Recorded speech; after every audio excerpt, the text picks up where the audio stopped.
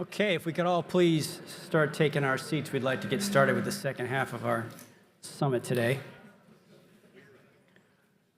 I hope everybody enjoyed their lunch and enjoyed that lunchtime presentation, and that you also had an opportunity to engage with some of the participants, the panelists, as well as the fellow attendees during lunch period. I promise you're going to have more time to do that at the reception right after we finish with the program this afternoon. So we are now very excited to welcome Vanderbilt University's Distinguished Professor of History, Tom Schwartz. Tom will be moderating our fireside chat with the CIA's Deputy Director for Operations, Mr. David Marlowe. Please welcome them to the stage.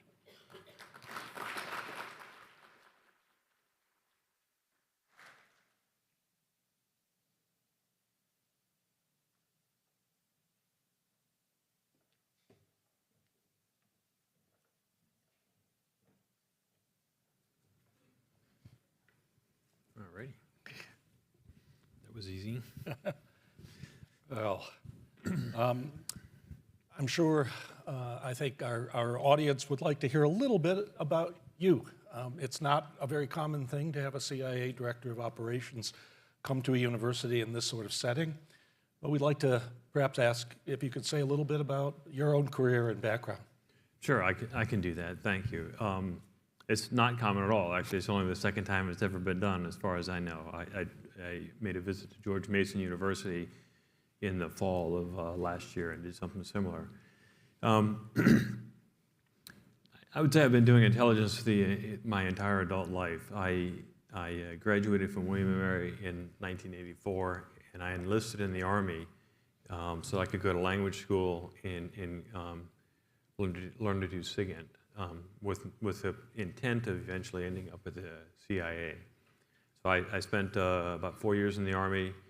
I got out and was in the application process. I volunteered in August of 1990 to go back, and being an Arabic speaker, and spent 7 months in Saudi Arabia and Iraq for the Gulf War, and then right after that I went to the CIA. I spent doing our top secret training, none of which I'll talk about.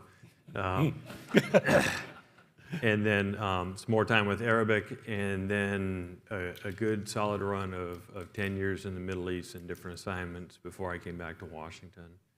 And then kind of in and out of Washington in some more senior roles. I was a CIA representative down at CENTCOM, working with General John Abizaid, which was a tremendously formative experience.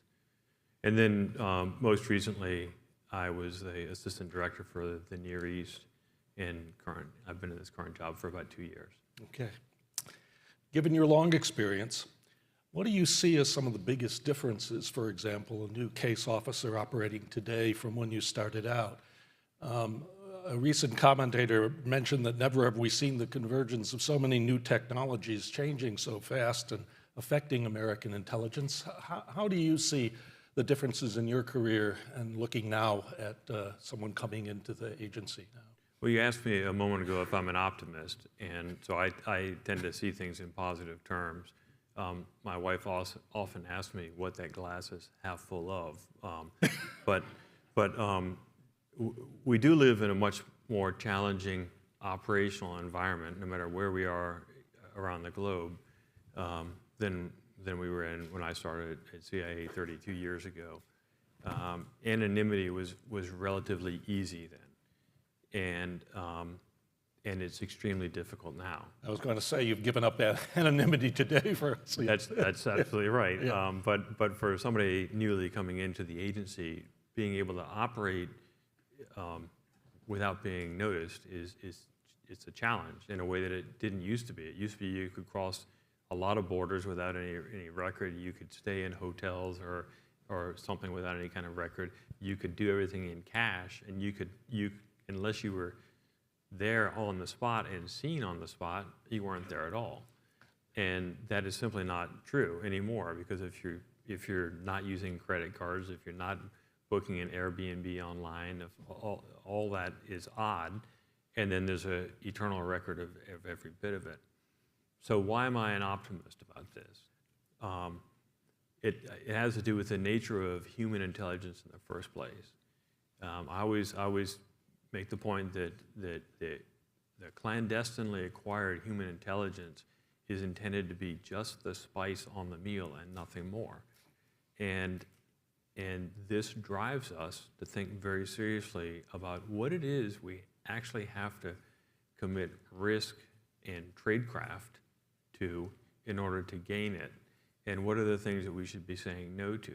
Because ultimately, if you're out doing spy operations, you're risking everything from your agent to the president's credibility, and it has to be done in a way that is extremely judicious. So today's environment is a compelling factor in that decision making. It demands that we be good. One thing that seems to be going on and is reflected a little bit in this conference is a transition from, you might say, the age of counterterrorism as a prime focus of intelligence to great power rivalry. How do you think the agency is managing this, or what insights can you give us on this?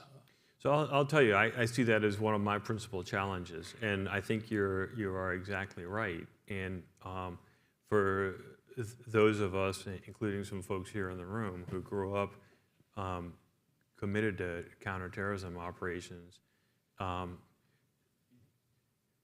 other countries, you don't worry about condemnation on the international stage when you're out doing counterterrorism operations generally.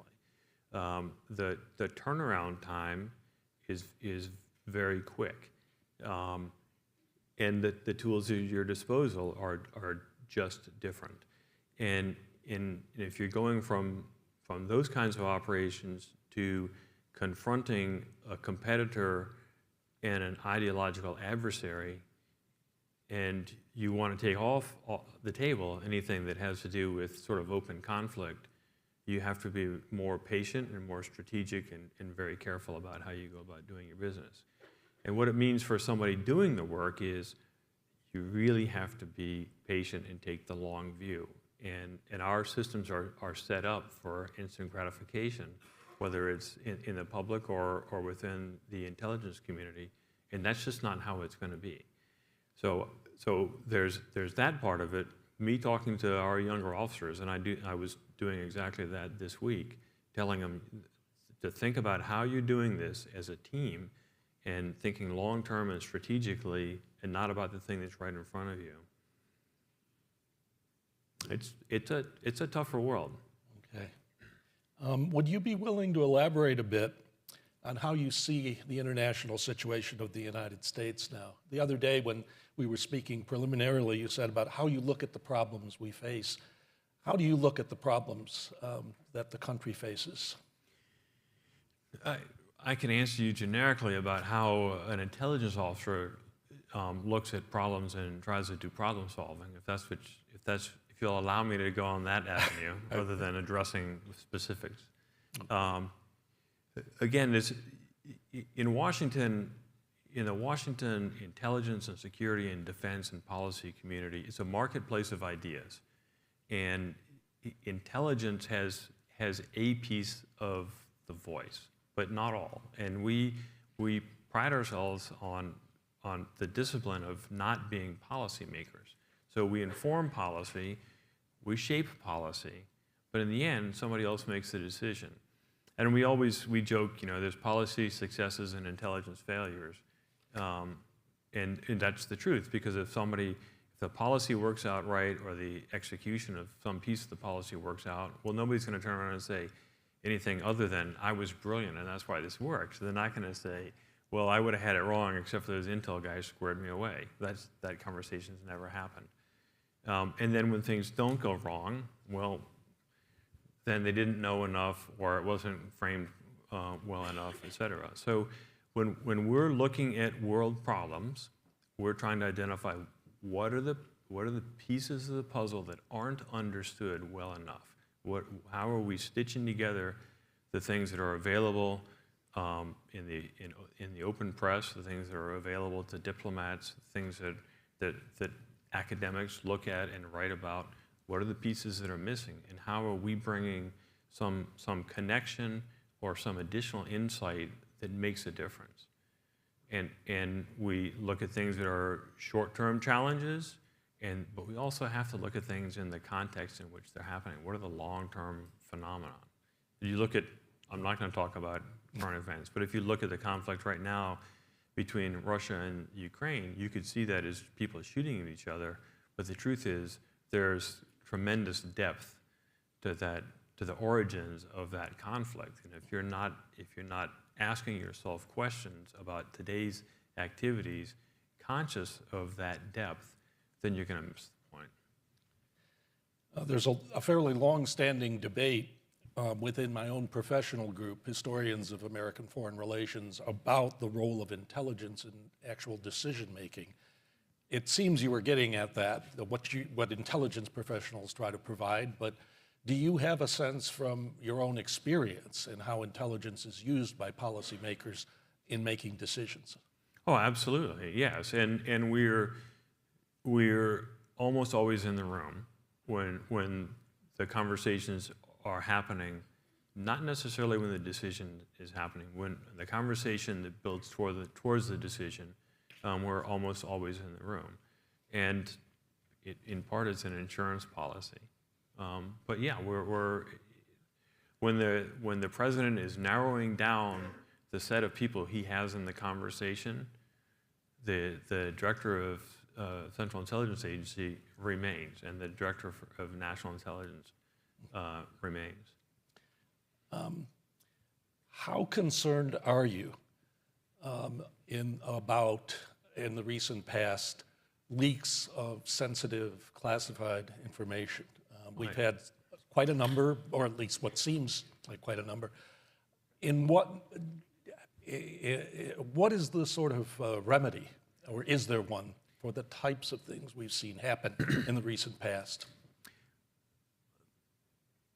I don't know that there's a remedy. I think that there are times when people should not have access to material, and they do. Mm-hmm. And that is just where you've got sort of dysfunction in decision-making about who has access. And that happens at a fairly low level in all of our systems. And then, my business is to find people in other people's government who are willing to reveal information they're not supposed to. And I don't delude myself that we don't have people like that in our government who feel like they've got some motivation that they want to share something that they've sworn not to. So there's that human nature part of it that won't ever go away. I do worry that we'll end up having folks, and we've had several examples of people who are just sort of disaffected and think it's a good idea to take information and just make it available in public. And I don't actually know what the answer is to that. It can be very damaging. And when I first came to CIA, we had an office called Central Files, and we had piles and piles of stuff on paper in actual files. The amount that somebody can take out today is just the damage that they can do in one walk out the door is tremendous. It's way bigger than it was then. Okay, well, this is kind of related, but it came up earlier this morning of how we deal with our friends in the world. More people are aware that the United States has intelligence sharing arrangements, mm-hmm. And has done that with other nations. There's a prominent, one of the groups is the Five Eyes of the United States, Australia, Britain, Canada, and New Zealand. How have those partnerships and collaborations developed over the from your own experience? And is this a model we should be doing or should be using with other allies?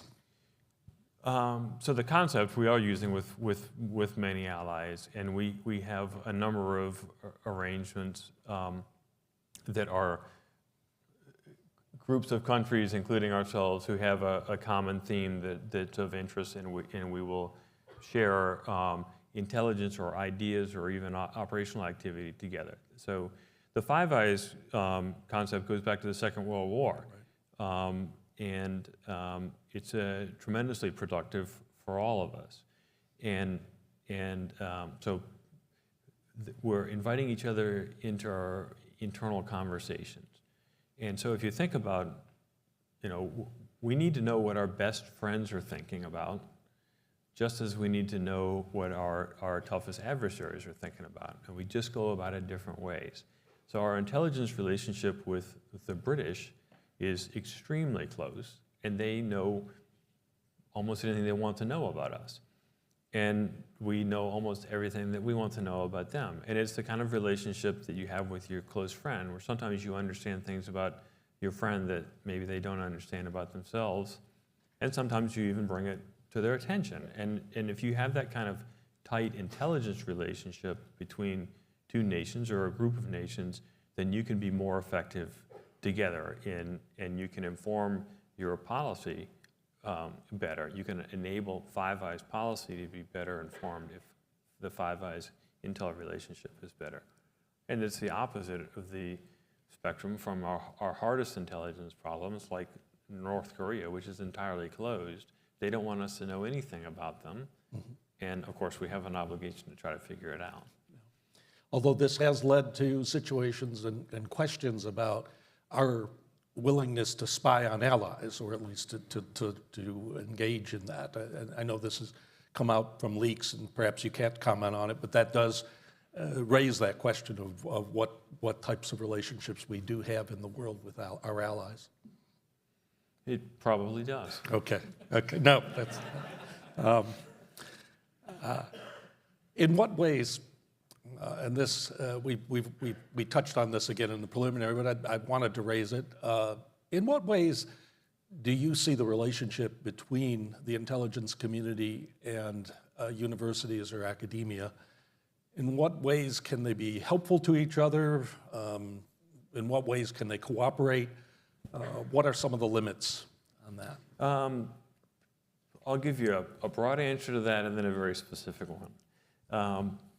So back to your question about the shift from doing primarily counterterrorism work, or counterterrorism work being kind of one of our big points of attention, to confronting an implacable adversary. One of the shifts that we are consciously making in the intelligence community is more engagement across America, and that's with universities, and that's in the commercial world, et cetera. And the reason for that is that when we were successful on sort of big counterterrorism campaigns, we used the term whole of government. And the truth is, it wasn't a whole of government. It was a whole lot of people who were talking together across boundaries. And generally, it was for relatively short duration, whether it was a few weeks or months or longer to take on a particular problem. But whole of government is a thing that we need to be aspiring to if we're going to take on a competitor who doesn't use whole of government, they use whole of society. And that is the Chinese approach to global domination. It's not just whole of government, it's all of their society.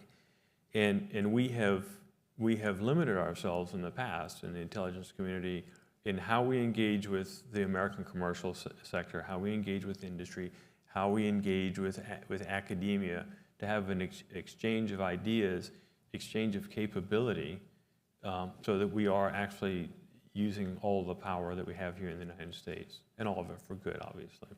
Now, a more specific answer to that is that, at the CIA, we have a number of outreach programs that are done by our analysts or our technical experts and those kinds of things. So some of it has to do with, some of it is internships for students, some of it is is coming and giving lectures and that kind of thing.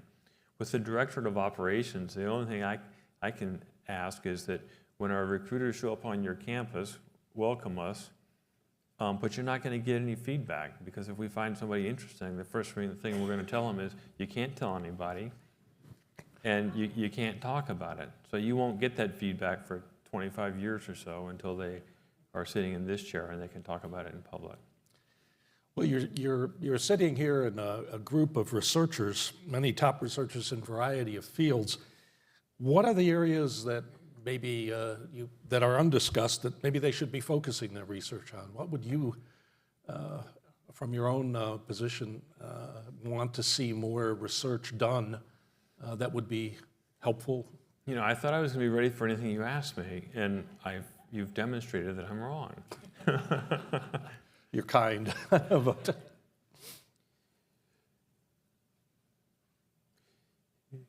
I think one of the biggest challenges that we face at CIA is really fully embracing the pace at which technology is advancing in every field around the globe. And we have an interest in technology because it can uncover our activities. We have an interest in technology because it can enable our activities. And then we have an interest in technology because we have a role to play in identifying vulnerabilities or challenges that are coming ahead. And so much of the research that's done in the advancements that's done in technological fields is done on university campuses. So that is a big area, I think, for greater engagement. it's interesting you should mention that. I had mentioned to you that I'd been reading a book by Professor Amy Zegart on intelligence, and she recounts an episode after the Snowden leaks where she was dealing with some private executives from Google and Amazon who were telling people from the intelligence community that they looked on them in the same way they looked at the CCP in China, that they had that same, they had that same degree of reluctance to be compromised as they saw it by cooperation with government. I'm wondering. So that's an interesting point. And back to my sort of whole of society point, if the Chinese are trying to gain access or inroads or exploit vulnerabilities in the United States, they're not going to solely look at the B-2 bomber program. They're going to be looking at Google or Amazon or the whatever power company is putting the lights on here as targets and adversaries. And so I think it's important for America to understand that you can think of this as somebody else's problem, but it's not. Is that what you're asking me? Well, a bit, yes. I mean, I have a bad habit of answering the question I wish had been asked. well, recognizing that the intelligence community has to overcome, at least in parts of academia and certainly in parts of the private sector, the suspicion and the concerns about data being used, misused. Yeah. And certainly when there are controversial foreign policy questions. I'll give you a couple of sort of unsatisfying responses to that. First, we're just like you. And the second is, no matter what anybody imagines, we just don't have the manpower. We don't have the resources to spend it on spying on everyday Americans. We just don't have that capacity. We have more than enough to do trying to figure out what the North Koreans are up to or what the Russians are up to. Well, we just don't have time to do that. So I'm sure everybody thinks their activities are interesting, but the intelligence community does not. Do you worry, given the events of recent years, about the politicization of the intelligence community, the degree to which it is seen as politically on one side or the other, or involved with efforts to tilt elections or what have you, and that this has also created complications for your work? There's certainly a lot of chatter about that out there, but the truth is, I work in my immediate office. There's a dozen people. I have no idea who any of them vote for or what their political leanings are. It's just not how our service and the other intelligence services, NSA or FBI, or it's just not how we're built. So there is a danger of politicization. There's no question about that, and that's a constant danger. It's always there. There's a friction point between the professionals who do intelligence as a career and the people who come and go with one administration or another. And so you've got politicians and you've got policy folks, and there's a blurred line there. And some of those people have a deep background, and some of them are campaign donors and friends of the elected officials. So you've got a mix of people who are overseeing the components that are actually running the government. But my firm belief, based on my experience, what I've seen is the people who are doing those jobs are doing them with a career-long view of doing them very, very well and doing them with integrity and without allowing personal politics to invade. And I just don't see it happening. That's good to hear. We have some questions from the audience. We often hear how the UTS landscape threatens our operations. How can we flip UTS in our advantage to identify and neutralize adversary operations? What is the role of private industry in helping the U.S. government in relation to UTS? So those were all phrased as questions, but the answer is yes. Just yes? Yeah, of course. Yeah. We've thought of that. Okay. Okay. Two China-related questions. One, China reportedly destroyed U.S. agent networks a decade ago. Is it possible to do spying with human assets in China? Oh, okay. I'll give you a moment to think about that one. And secondly, do you see China... I'll give an easy answer Okay. to that. My job in the Directorate of Operations in the clandestine service is to take a challenge like that and figure out how to do it. And it's high risk, and it is true that sometimes things get compromised, but it doesn't lessen our responsibility to be successful. And I won't quantify how successful we are at any given time, but I can assure you that we're determined. Okay. The second part of that question was, do you see China building with Russia or other countries effective intelligence sharing relationships? Mm-hmm. Yeah, there's definitely a bad guys club, no question. Just as we have the Five Eyes construct and other organizations like that, we do expect that they share intelligence, and sometimes we see evidence of it. And some of it is sort of strategic level intelligence, and some of it is sharing information about how they're perceiving that some part of our government operates overseas. Yeah, it's just part of the reality we live with. How do you see the balance between secrecy and accountability for the agency or the American intelligence community in general? This is the one of the ongoing questions. It's certainly within the organization, within CIA, and within the other elements of the intelligence community. There's no inherent conflict between secrecy and accountability.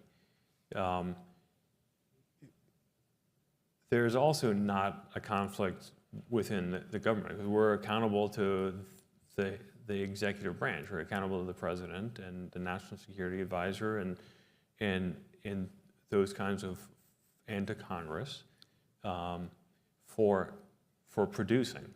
And they're also read in, they're aware of what we're doing. In fact, much of our most difficult challenges we take on at the explicit written direction of the president, so that there's no tension there.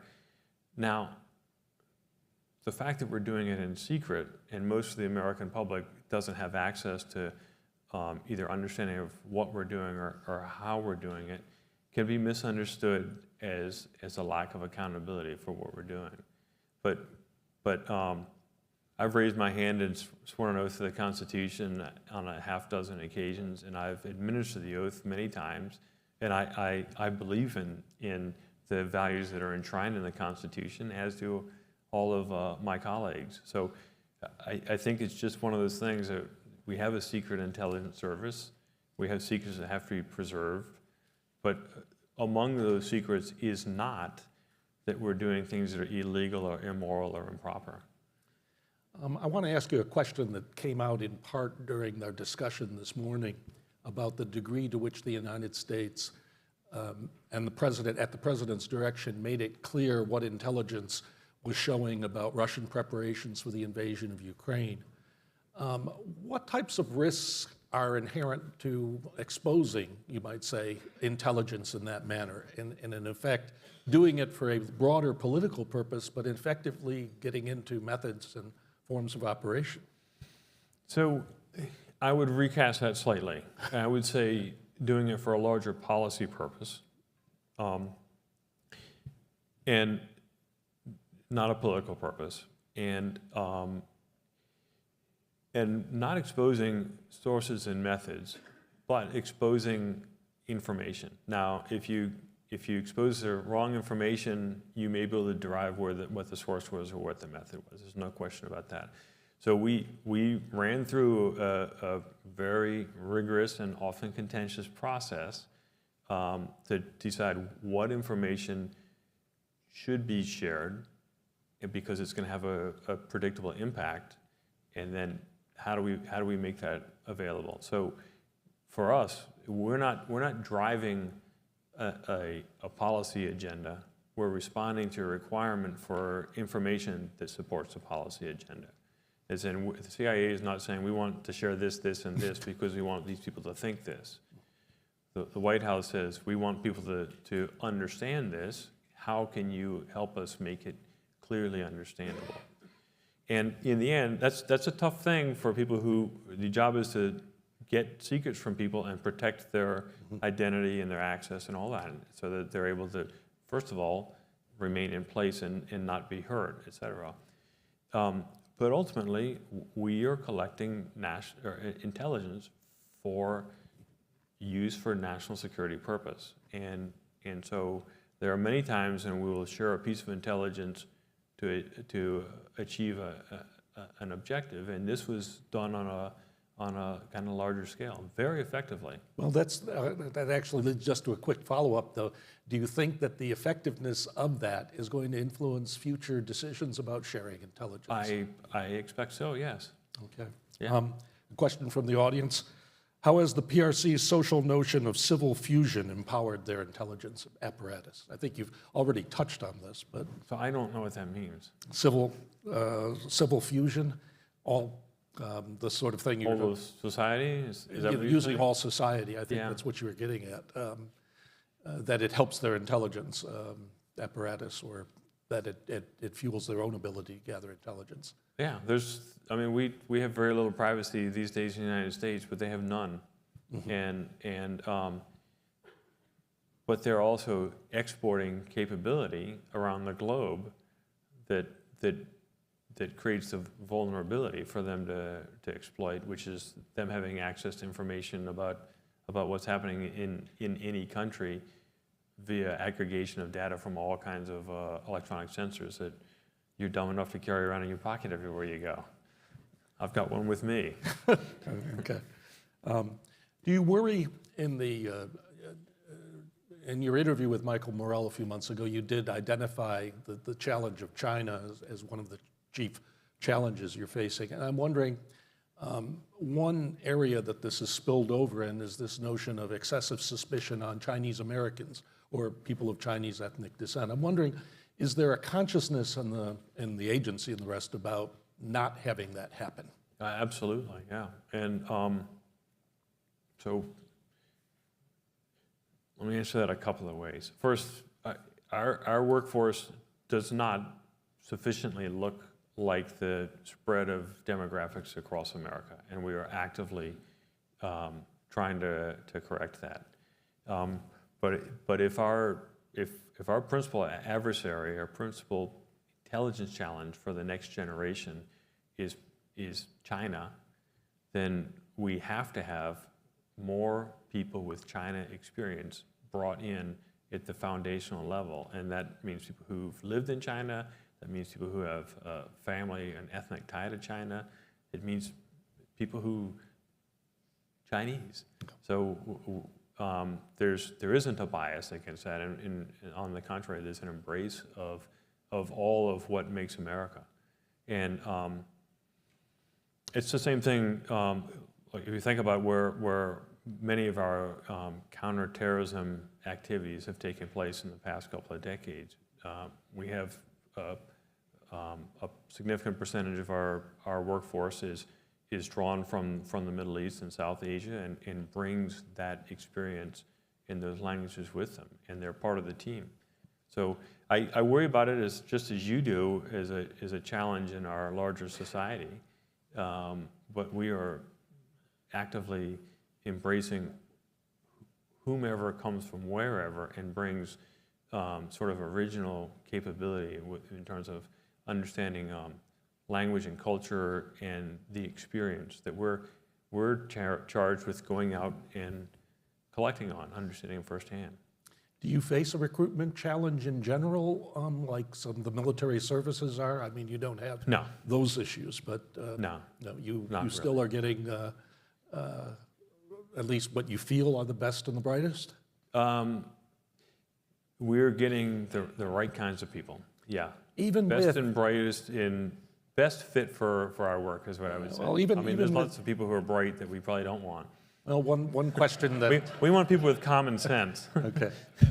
I was going to say this, the salary differentials between private sector work of someone, for example, in high tech and work at the CIA are extraordinary. Yeah, that's right. So do you find that poses an issue of no, not really, no. Really? I don't think so.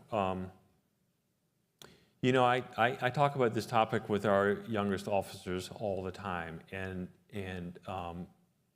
I am reassured frequently that the things that drew me to the director of operations are the same things that are drawing them to it. And it's not salary.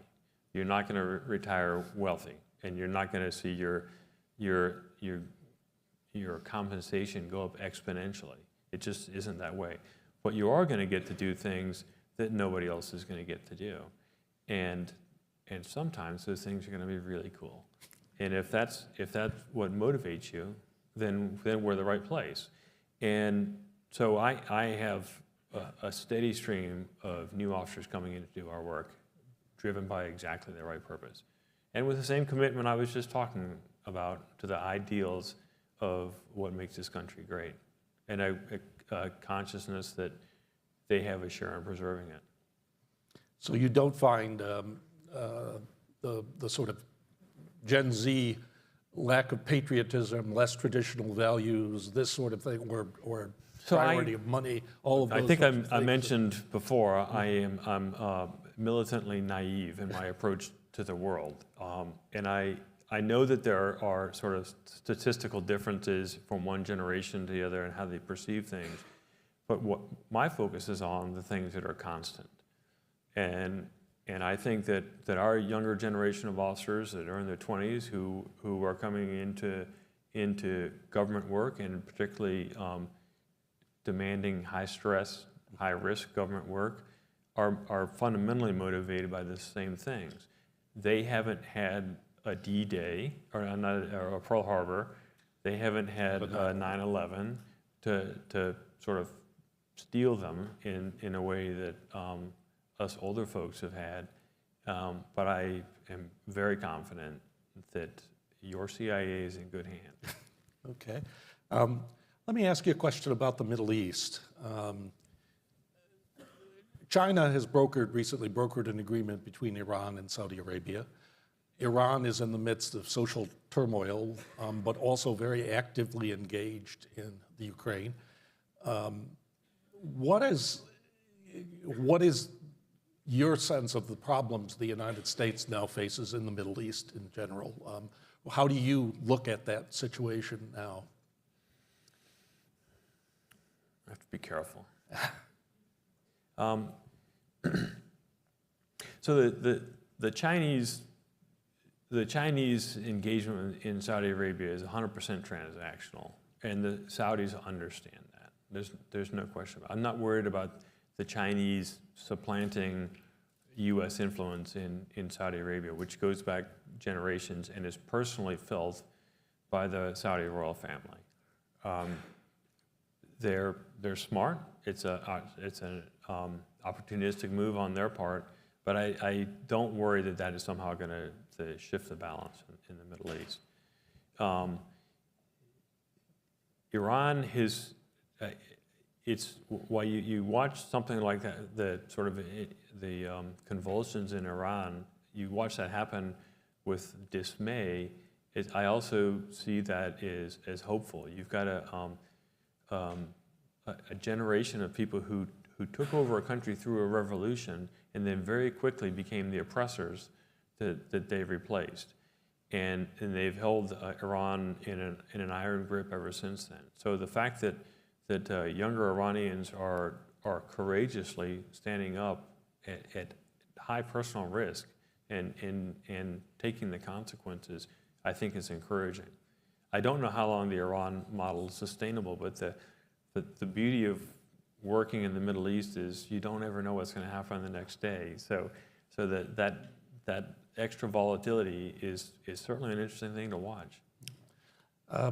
In our conversation shortly before this, we were talking a bit that you had experience, of course, in Iraq. Mm-hmm. Iraq is seen, of course, as one of the great intelligence failures of the United States.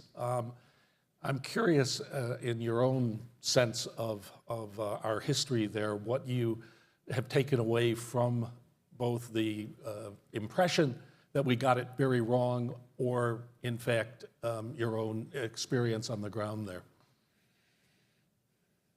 So I made the comment earlier that we have policy successes and intelligence failures. And I think Iraq is a good case study for that. The decision to go into Iraq was a policy decision. It was informed by a whole lot of intelligence. Among that volume of intelligence about Iraq was a story about weapons of mass destruction. But it was a policy decision to go into Iraq. So we can call it an intelligence failure, and I expect it will continue to be called an intelligence failure. But I think that's a superficial understanding of what actually happened in Iraq. I just make a couple of points. When I first started paying attention to the Middle East in 1985, the turnover in heads of state that's happened in that 40 years of time and the changes in the societies that happen is phenomenal. You think about several kings in Saudi Arabia, and right now we have a crown prince who is driving just unheard of revolutionary change in Saudi Arabia, in the society. There's friction within the society, but if you go there today, it is absolutely tangibly different than it was in 1990 when I first went there. It's a very, very different place. What's happened in Egypt is a very different country than what Egypt was like 30 or 40 years ago, or even 15 years ago. I don't know what would have happened with Iraq if the United States had not got in there. I expected there would have been some societal change, and it would have been driven by the same internal factors that have driven societal change in other parts of the Middle East. So when you look back in retrospect and say, well, there was an intelligence failure and Iraq is a mess because of an intelligence failure, you're missing the larger context of tremendous societal change in the Middle East. So I don't have an answer. Okay, well, I have one more question came in. At Vanderbilt, we do a magnificent job in the liberal arts. I guess someone from Vanderbilt put that in. What skills would you love to see more in your candidate pool? So there is not a set of skills that we're looking for. We're looking really more for personality traits to come into the director of operations. And that is, we want people who are smart, but not too smart. We want people with common sense, people who are problem solvers, but not people who are best in the library. We want people who can take thinking and apply it in real world situations, and often on their own make decisions that are of significant importance.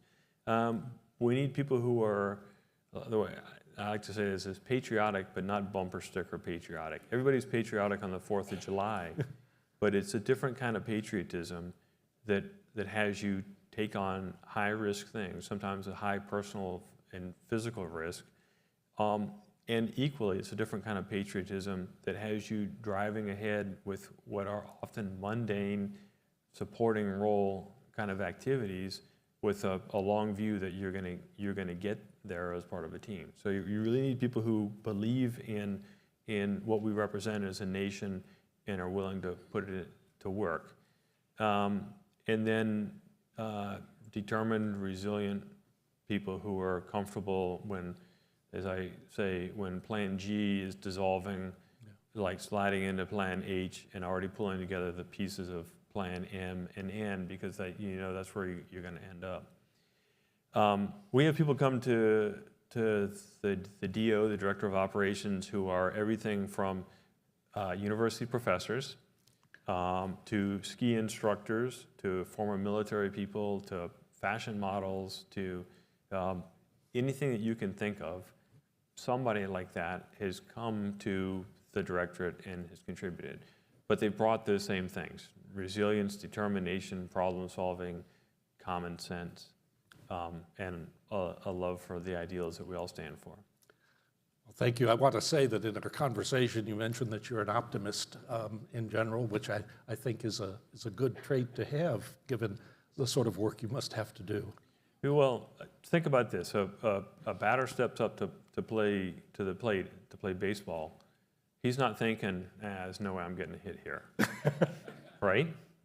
Okay. Well, our job is like that. There's a probability of failure in a lot of what we do, but there's an expectation that you're going to get out there and you're going to give it your best. And if you take that approach, guess what? Suddenly you're standing on first base. Well, thank you very much for this opportunity. Thank you.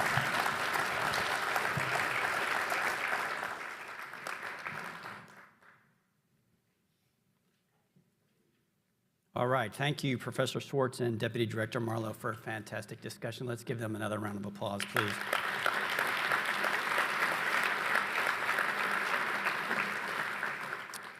Okay, next up on our agenda is a panel discussion entitled, "Is Misinformation the New Malware?" which will be led by Nilu Razi-Howe. Now, I'm sure many of you know Nilu, but the few out here that do not, she's a senior operating partner at Energy Impact Partners and has been an investor, executive, and entrepreneur in the technology industry for over 25 years, the last 10 of which have been very focused on cybersecurity. So, isn't misinformation the new malware?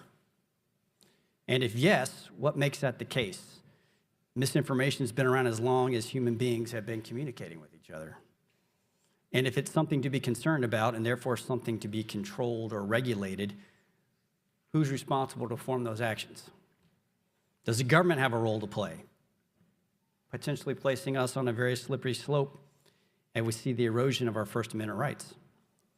Or is it best to allow the environment of open and free debate to police its own? Does any of that change when we are dealing with foreign governments or entities? Now, Nilu has been assuring me for weeks that this is going to be the most informative, interesting, and engaging panel of the day, which is why I petitioned her very hard to actually be directly involved with it. So I'm going to suspend my moderator duties and actually join the panel. And Nilu, I turn the microphone over to you.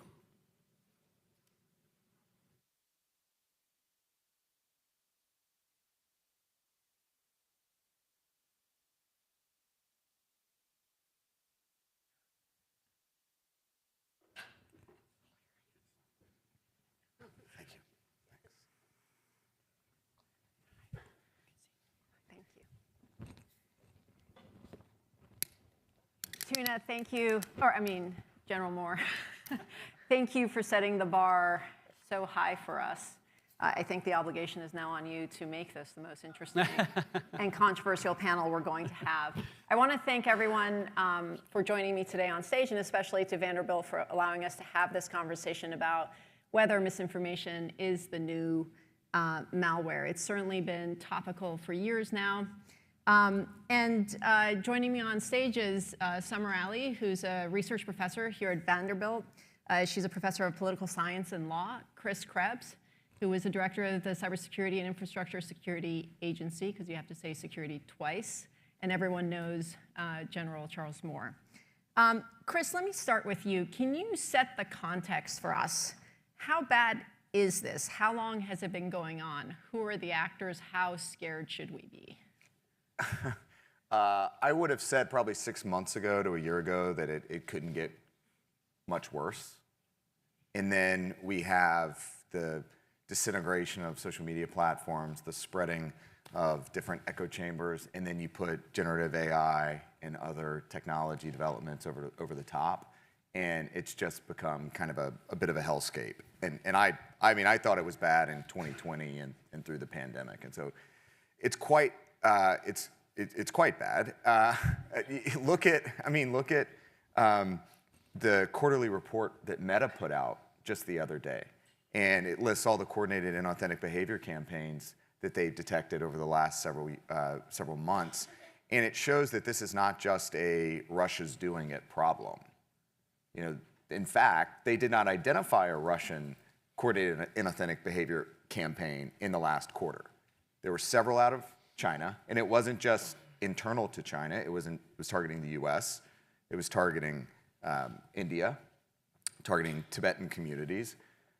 Then you saw campaigns out of Southeast Asia. You saw campaigns out of Pakistan. You saw campaigns out of Iran. And those Iranian campaigns are targeting not just domestic audiences, but Israel. Then you see sub-Saharan African campaigns for domestic audiences. Going back to the China campaigns, they're actually part of their broader soft power efforts right now. So to denigrate the United States on a global scale, but also to influence communities where they're pushing the Belt and Road Initiative and investing in sub-Saharan Africa countries as well as Latin America. And then the most interesting thing is that they identified campaigns coming out of the United States targeting Latin America, private sector campaigns. So not USG, but political campaigns in coordination with Venezuela targeting Latin America. So it's clear that this is cheap, and therefore, setting up accounts on social media platforms and engaging communities, it is cheap. We have democratized access to such an extent that, I've said before that every country on the face of the earth is developing some sort of computer network operations capability. This is so much easier and so much cheaper. The question, though, how impactful is it? Because if you look at engagement, it's not necessarily massive, but it's everywhere. It's omnipresent. And the fact that the information ecosystem right now is so disordered that it's really an open and opportunistic and permissive environment. How do you measure impact? Like, what does it mean to be impactful, and how impactful does it have to be to achieve its aims? So traditionally, if you look at some of the researchers, and I'm sure Summer does some of this, but also some of the groups at the University of Washington and Stanford and Clemson and elsewhere, they can map, or previously, at least on Twitter, were able to map through some of the access that was provided by the Twitter Trust and Safety team to these groups where they could actually do some graphing across the platform and look at engagement. So you could see this account or these accounts that are all linked engaged this number of other accounts, and then you could see the views and impressions across the platform. So that's how they do it, and then you can look at some of the link and chain analysis to make that measure. So, Summer, turning to you, I'm going to stop asking the question who's participating in it and just say who is not participating in information operations from now on, because it seems like everyone is participating in it. But speaking of impact, how is this affecting democracy and political discourse, both in this country and globally? Yes, so democracy requires a lot of things, including an informed public. So you need to be an informed public that can make decisions, facts-based decisions, in order to know who to elect and who to hold accountable. So if you have an information marketplace that's riddled and that leads to or increases a trust deficit, it makes it harder and harder to actually build consensus in smart ways in a democracy, to make smart and good decisions. And so I would say that's one of the big things that we see. Another thing that we see is the ability to actually form communities, which democracies are dependent upon because of that trust deficit that we're dealing with. So if people are so distrustful of each other and they've demonized each other because of misinformation and disinformation campaigns, it makes it very hard for you to actually have a functioning republic, to have a functioning democracy. So where are we on that scale of if like 0 is we've devolved into complete tribal warfare and 10 is a perfectly functioning democracy that I can't think of a time period that I can peg that to? Where are we on this So scale? 0 is bad, 10 is good? Yes, 0 is bad, 10 is good. I would give us right now, I'd say we're at a 4. I don't know what you would say. I don't know where you'd say you think we are. Depends on what day of the week it is. Yeah. But I'm a little bit more optimistic than a lot of people are. Because I think that and we were talking about this before, disinformation is not new. It's a new word that we're using. But as there are a lot of advances in society, like we saw this when the printing press was introduced. Right. We saw this when TV came on. I mean, people have new ways in order to spread information that confuses the public. And why do you want to confuse the public, and who wants to confuse the public? What do you get out of chaos? What do you get out of having chaos? Control, and for some people, it's control, it's power. That's one of the ways in which you do it. And it helps you, if you're running for office, for example, it helps you distinguish yourself and saying, I'm the one who's trusted, not my opponent. And then also, we think about a lot in terms of the work that I do and the research that I do in going into who's being targeted with the disinformation and how is misinformation being used with disinformation entrepreneurs? How are they using the misinformation, feeding it into disinformation channels and algorithms that are working in a particular way to target people that are vulnerable to polarizing norms? But what messages are they using? And we see people who are sophisticated at this will use different messages depending on who it is that they want to reach based on what their target audience, what they're susceptible to. I just want everyone to know I don't have the attention span of a gnat. I'm actually looking at audience questions that are coming in on my phone. I'm not multitasking. And there's some great questions already coming in, so thank you for that. General Moore, turning to you, let's focus in on foreign adversaries for a second. Can you talk about who the main threat actors are from a U.S. Perspective? What are their tactics? What are their goals? Sure. So not surprisingly, it's the usual cast of characters, beginning with Russia, who seems to be the most active in this space as it relates to misinformation, disinformation, propaganda, whatever word you want to use to describe it, to influence the American public. This goes back to the Cold War and before. During the Cold War, they called it active measures.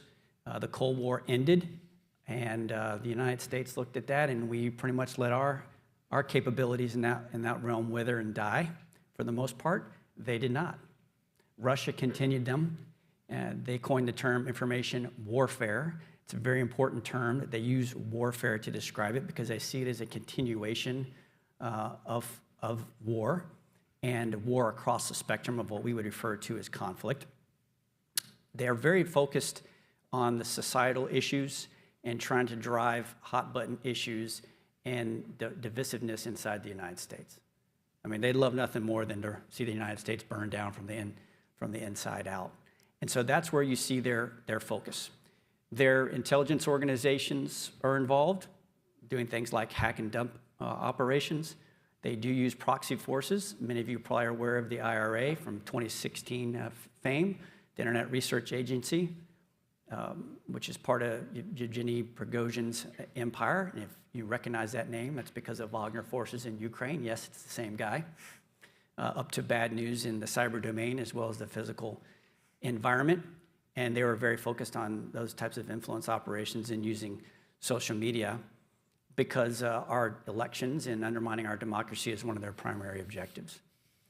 I look at Iran, and Iran's really been paying attention to what Russia does and really trying to take a page out of their book. So they're trying to do some of the same type of operations for the exact same reasons. We just last week actually talked about one of those operations for the first time, or should I say Cyber Command did, that occurred in 2020. There was Iranian penetration of a state and local website that was going to be used during the election to project the winnings or the vote totals. They did not have access to affect people's ability to vote or to count the vote or to store the vote or to transmit that, et cetera. But it was all focused in on the website so that they could try to monkey around with the numbers and, of course, undercut people's view if that was truthful information and undercut the election's legitimacy. Thank goodness, because of our forward operations called Hunt Forward operations in some of our allied countries, we discovered that operation and were able to stop it from happening. And then I look at China, and China takes a pretty different view of this. They pay attention to what Russia's doing, they're paying attention to what Iran's doing, but they do see the interdependencies between our two nations. They're not necessarily interested in burning down the United States on these social type issues. They're very interested in showing that the Communist Party and their form of government is superior, and that they want to supplant us not only in the region, but of course globally as the leaders and as the superpower. And so therefore, most of their operations are focused on that, promoting the good things about the Communist Party in China and trying to look at negative aspects of our democracy. They've traditionally done that through the tried and true methods. They'll find political action committees or other ways to donate money to causes and things that they think are important that's going to promote the Chinese Communist Party, even some people that are running for office. They'll even exhort, obviously, to extortion and bribery and those tried and true methods. But then recently, we've seen them change a little bit. And by recent, I mean probably in the last 5 years, and it's the development of apps and, of course, social media platforms like TikTok, which they're using not only as an intelligence gathering tool, but an ability to do exactly what I described, which is to throttle or censor stories they don't find favorable to the Chinese Communist Party and to promote ones that they do. I have no doubt that if we find ourselves in some type of crisis or conflict, that would be ratcheted up quite significantly. We're going to turn back to TikTok in a little bit, but let's talk about U.S. Can I jump on one thing that he just said there at the end? That shift that we've seen in the last 5 years out of China. French intelligence released a study or a report about 1.5 years, 2 years ago. They called it the Russification of Chinese information operations. And one of the things that we've seen, and this is, if you think about how these two different countries operate, Russia's much more about the chaos agent piece. And Rob Joyce from the NSA Cybersecurity Directorate has called, he says, Russia is the hurricane, China is climate change. And that's historically how it's been. It's this soft power influence, even hitting at local levels. I mean, there are Chinese influence operations that are hitting county-level politics across the country, in Utah and California.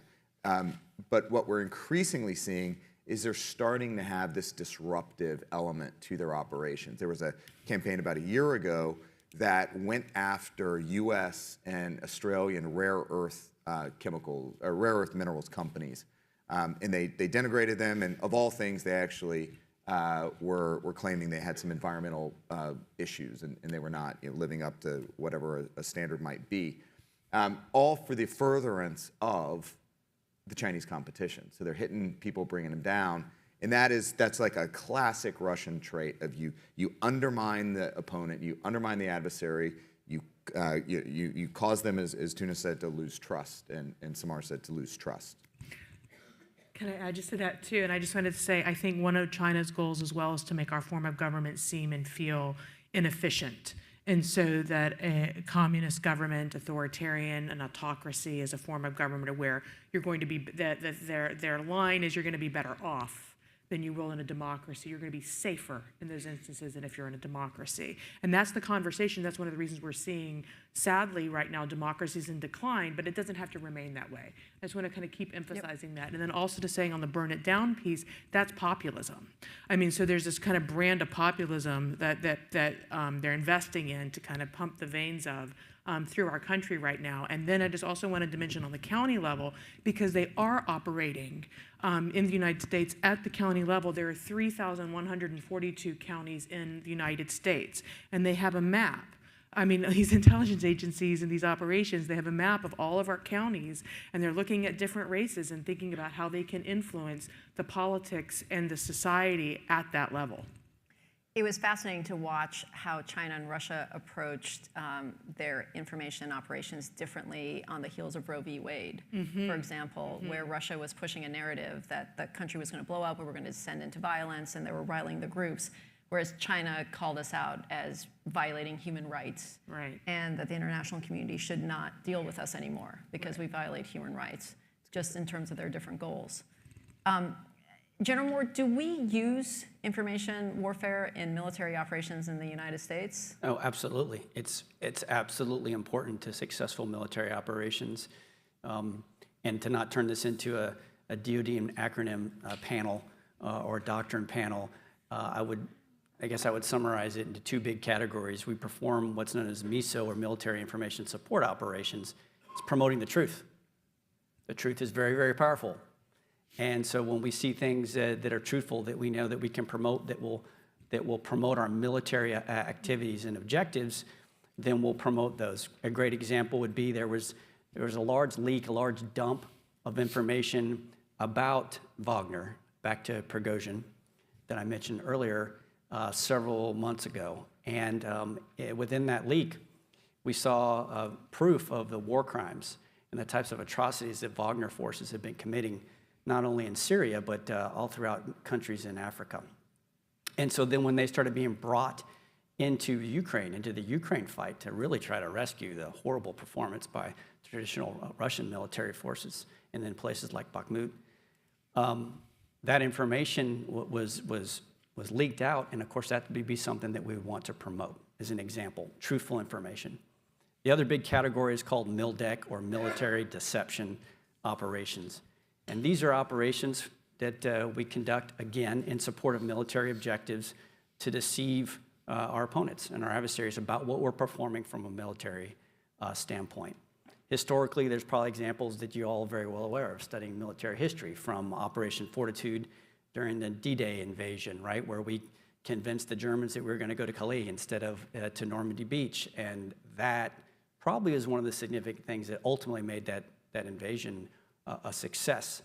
I think about Desert Storm, a little bit more recent, that when we convinced Saddam Hussein and the Iraqis that we were going to have an amphibious assault right into Kuwait, because that's, of course, what led to the conflict, their invasion of Kuwait.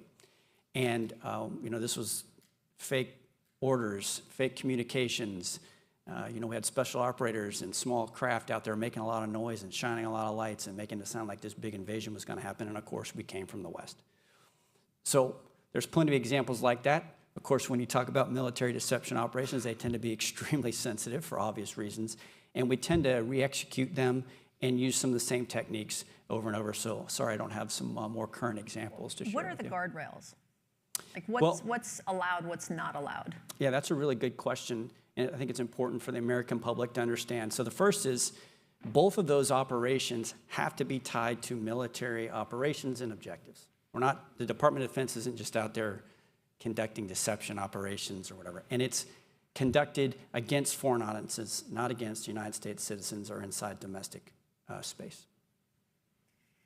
Can we have a question from the audience about Ukraine, since you brought that up, and anyone can answer it. How did the Ukrainian information campaign impact the conflict regionally and internationally? How do you view the role of information vigilantes like the North American Fellows Organization? In both cases, how did it translate tangibly to the conflict? And can you contrast that with Russia's efforts?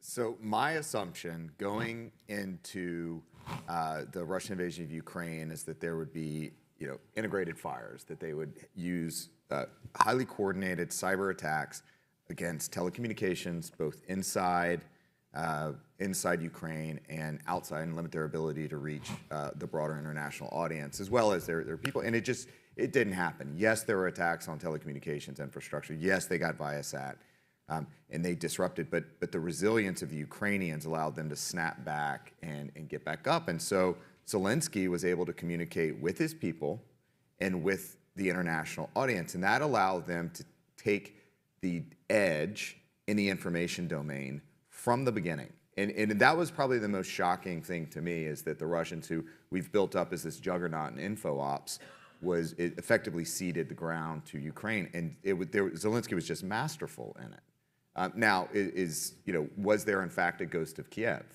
No, probably not. Nonetheless, they set that edge, and they were able to maintain that discipline and domain throughout the operation. We took a different approach to declassifying information leading to that war as well. Can you address, one of you can probably run with this one, this change in policy about real-time declassification of sensitive information in order to sort of create the environment necessary to be successful? Yeah, I can tell you at Fort Meade, General Nakasone made this a very, very high priority, which was a huge sea change. It had been starting to happen. John Darby, he's out here somewhere, mentioned it earlier this morning. It was absolutely critical to be able to share that information as rapidly as we did. And it was also touched on in Deputy Director Marlowe's fireside chat here, that very different type of environment and approach than we've seen traditionally with the intelligence communities. But we understood the importance not only to help counter the information type of operations that we saw that Russia was going to perform, and like we knew they had done in 2014 to help the Ukrainians get ahead of it. But the type of information at large that we're sharing with them is really helping them to understand the adversary, what their plans are, what their scheme of maneuver is, and to stay ahead of their decision cycles.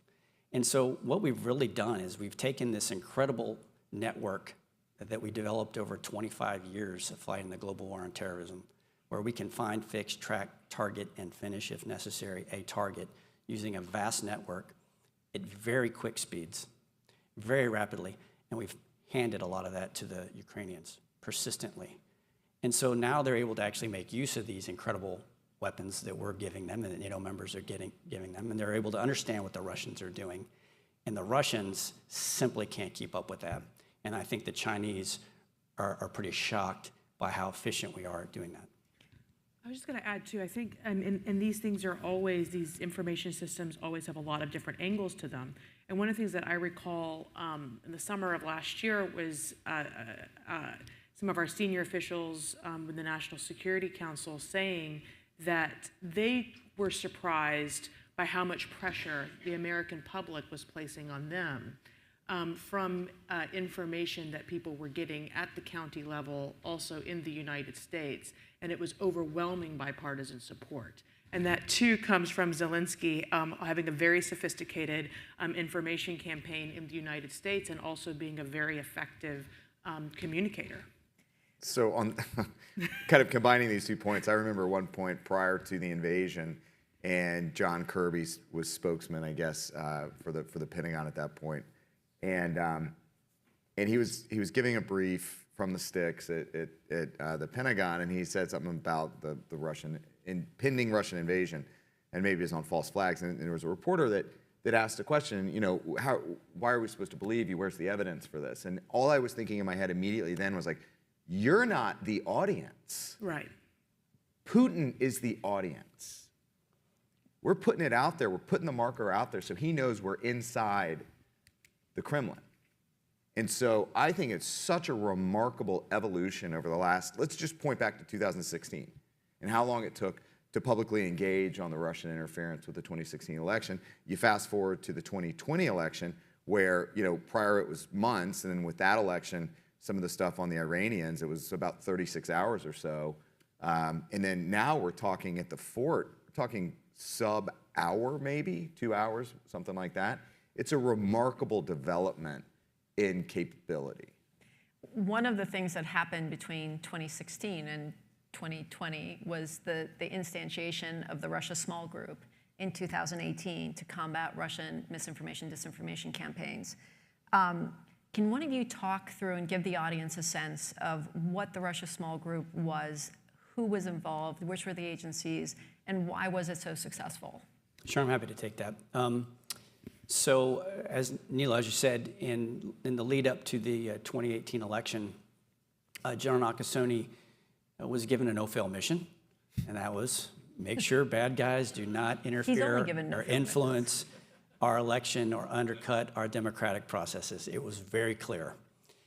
And so the first step that he took at the fort was to bring the National Security Agency and U.S. Cyber Command, both organizations that he's responsible for, together, and he formed what became known as the Russia Small Group. And it became a bit of a misnomer because it grew to quite a large number of people, as you can imagine, over time. So it was only small in its inception. But the whole point was go get into red space, gather information on the NSA side about what they are, what their plans and intentions are. On the cybercom side, try to take down any networks that they might use to cause influence or to perform interference. And then also be the focal point to work with other departments and agencies like Chris and his folks at CISA, as well as the FBI under DOJ. The way we really differentiate who's doing what at its most simple level is the Department of Defense, and in this case Cyber Command and NSA, have authorities in red space, so out inside adversary space. So in the case of 2018, not completely focused on, but very focused on Russia. So get into their airspace, figure out what they're up to, and let's stop any type of operation before it can happen. So I often use the analogy, let's go out there and find the archers and kill the archers before we're dodging arrows back here in the United States. And so we have the authorities to perform that action. We don't have authorities inside the United States, but CISA and DHS and FBI and DOJ do. So if in the course of that intelligence gathering operations or the offensive operations that I just talked about, we discover plans to, no kidding, interfere in an election, and it's an important distinction that I probably should make right now. Difference between interference and influence, and this is often conflated, but it's important, I think, to talk about. When we refer to interference, we're talking about an adversary or a group getting into, no kidding, the infrastructure and being able to somehow affect the ability for someone to vote, or for that vote to be stored, that vote to be counted, that vote to be transmitted and then presented at the end of the election. When we talk about influence, this is exactly what the name implies.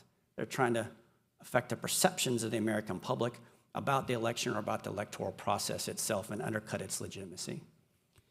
So inside blue space, if we found out there was interference, again, this is an attempt to get into the networks themselves, we would typically work with CISA, who would then work with the state and local authorities and to help clean that up and prevent anything like that from actually coming to fruition. When we would find things on the influence front, let's say social media accounts from the IRA, as I mentioned before, the Internet Research Agency, that they were setting up under false pretenses because they were on behalf of the Russian government, and they're violating the terms of service for Facebook or Twitter, you name it. We'd provide that information to the FBI. The FBI has the relationships with those social media companies. They can go to them and say, hey, here's who these people are. They're violating your terms of service. They don't force them to take action, but in generally, those social media companies would then take action. A couple things I think to highlight in what Tuna just said. There's a handoff pass-back element to this as well. So you mentioned the hunt forward teams that are in country assisting partners. We heard about that in the run-up to the Russian invasion of Ukraine. One of the things that we benefited from for 2020 is that you could get in, you could help partners that were going through elections or about to go through elections. And as a part of that, you could see what the Russians in particular were targeting from election infrastructure perspective. And so in one case, it was election night reporting and voter registration. And those are two things they were targeting. I could take that and go back to a state secretary of state or a state election director, say, if you have one last dollar to spend, harden these two things because we know that's what they're going after in other places. And it really helped improve the decision-making ability of our partners, and I think it was to the point of what the Iranians were doing. It really helped our ability to defend and get on top from a response perspective. Yeah, in fact, I'll pile on to something because it ties a lot of things we've been talking about and other panels have been talking about.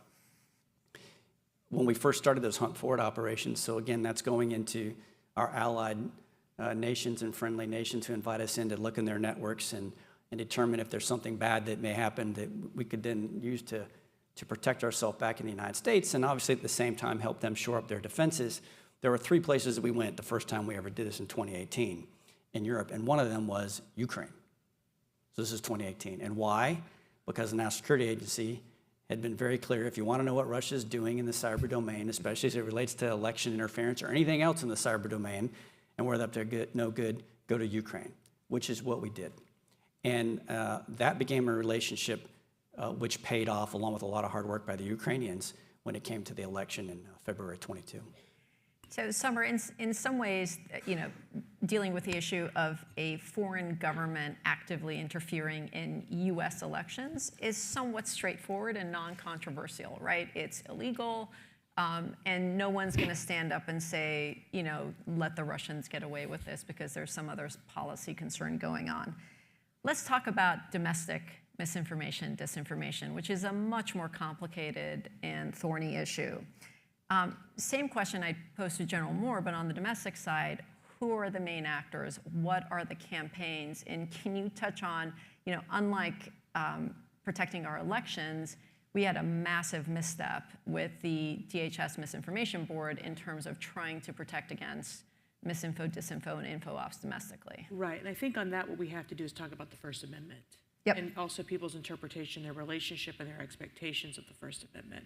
But even before that, I would say, we say it's not controversial and it's not confrontational, but I would actually argue that between 2016 and 2020, the conversation even around Russian election interference was a bit controversial for a lot of people in terms of there was a lot of misinformation around it and disinformation around it as well, and debate in the country, not within NSA or within our national security apparatus, but I think within the public domain as to whether or not actually there had been Russian election interference. But I think over 4 years there was a success in convincing secretaries of state across party lines that we were at risk of Russian interference and interventions and that we needed to take a stance. And so we've come a long way, but I think that's even an example of over that period of time that we were able to overcome That's it. fair. But to answer the question about the Disinformation Board at DHS, which did not have a long lifespan. How long did it last? I think it was maybe 4 months. And it might have been even less. It was really, it was a failure. And it was a failure because it was perceived as basically Big Brother coming in and micromanaging you and controlling and censoring what you can say, and that is the absolute opposite of what American democracy is and stands for. And so it is. There's a serious concern there around monitoring disinformation. And so because some people will just simply say flat out, disinformation is allowed in the United States. If an American citizen wants to engage in disinformation, they can. They're protected by that under the First Amendment, and it's free speech. And so you should not regulate that. You should not monitor that. You should not put people under surveillance for that. And so what I would say is I think that we're getting also into a territory of, yes, the First Amendment does protect most speech in America today, including disinformation and including misinformation, but that doesn't mean we celebrate that speech. And also if someone... Are there any limits? Yes, there are absolutely limits. I mean, one of the most obvious limits is that you can't use speech to incite violence. You can't scream. It is the most basic one is that you can't scream fire in a theater. But I think that there's. I don't know if you wanted to add in there, Chris. Voter suppression under the Ku Klux Klan Act. Right. And that's how there were 2016, just a month or so ago. A guy that went by the handle Ricky Vaughn on Twitter and other platforms was convicted for a violation of the Ku Klux Klan Act, where he had 58,000 or some odd followers on Twitter, and he pushed out a bunch of messages that said, hey, you can vote by texting. And there were a non-zero number of people that actually did not vote, according to the court, or the prosecutors, and therefore were prevented or suppressed at their vote. And so they're very clear, and that's some of the things that law enforcement can do, in working with state election officials. They can identify these voter suppression attempts and work with platforms on terms of service violations, and then do a handoff for subsequent investigations. Right, and I think there's a big debate right now too as to whether or not these platforms are themselves publishers. Too, and that's a question that hasn't fully been answered yet. And if it's answered that they are, then they're going to fall under the jurisdiction of where we're going to be able to regulate them more than we are right now. Yeah, this touches on the Section 230 of the Federal Communications Decency Act, right?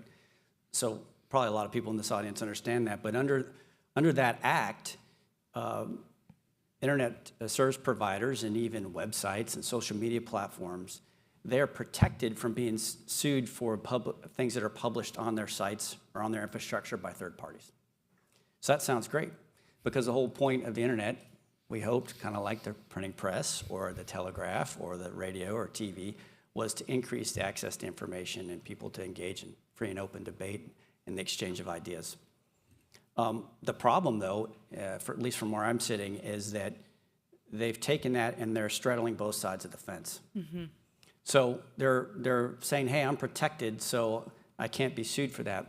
But then they're saying, well, but I'm a private company, so therefore I'm justified in censoring whoever I want based on the values and principles of my company and what I want to put in my terms of service. And I think we need to rectify this. I mean, I think you either need to declare you're a publisher or you're a platform. And I think that would be a really important first step to help make sure that we're preserving some of the free speech issues that we're talking about. I think so too. So Section 230 of the Communications Decency Act is decades old, right? It was the advent and infancy of the internet, prior to this advertisement-driven ecosystem that we live in and the monetization of information. And so it was created in a different time. I'm not as hardcore on pulling back or redefining the Section 230 as some commentators out there. I think there are targeted interventions you can make, specifically on micro-targeting. I mean, you're seeing very specific targeting of individuals and communities that are potentially at risk. And I think those are some of the things that we can work through, pull back the immunity. Because really what 230 gives them is an immediate motion to dismiss, in a deference for motion to dismiss at the first level of a filing. But I'll even say in the legal community right now, I've attended meetings recently of where First Amendment lawyers will argue that algorithms have First Amendment protection rights. Yes, yep, that would be the other thing that I would look at is the algorithms themselves. So, I think we have to make a different shift here, and that's transparency on platforms. So what happened after the collapse of Enron, right? We had an increase in disclosure and transparency requirements for publicly traded companies through Sarbanes-Oxley. I think that's a model that we could map here for social media platforms. And if you look at what's happening in Europe with the Digital Services Act, where there's 17 large social media platforms that have been designated, there should be a set of requirements that, hey, these are where they have to publicly say, these are our content moderation policies. This is how we're enforcing them. These are the adjustments we've made. Provide access to public sector interest research groups to actually look at the data behind. So this is not saying the government's going to step in and regulate speech. It's that the platforms, if they're going to be afforded protections under 230, they have to be transparent in how they act. So should we treat TikTok differently than all the other platforms? I mean, personally, I think it's not only a national security risk, but it is a digital child predator.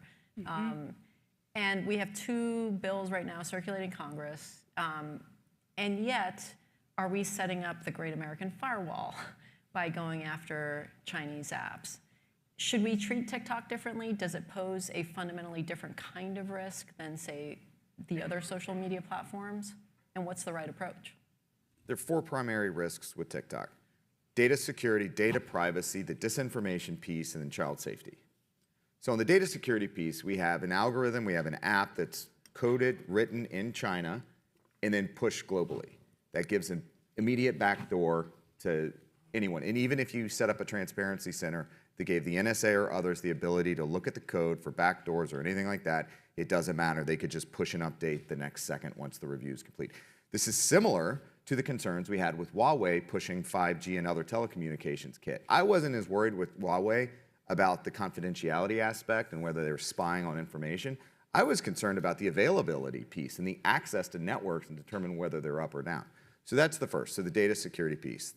The second, on the privacy piece, they have access on your device to your information. TikTok admitted that they gained access to 2 journalists as they were trying to hunt down a leak within TikTok. They got access to their device. The third is the dis or misinformation piece, the fact that that algorithm is potentially influenced by the CCP. And what happens if they invade Taiwan? Do they have the ability to push, shape narratives, either suppress or elevate?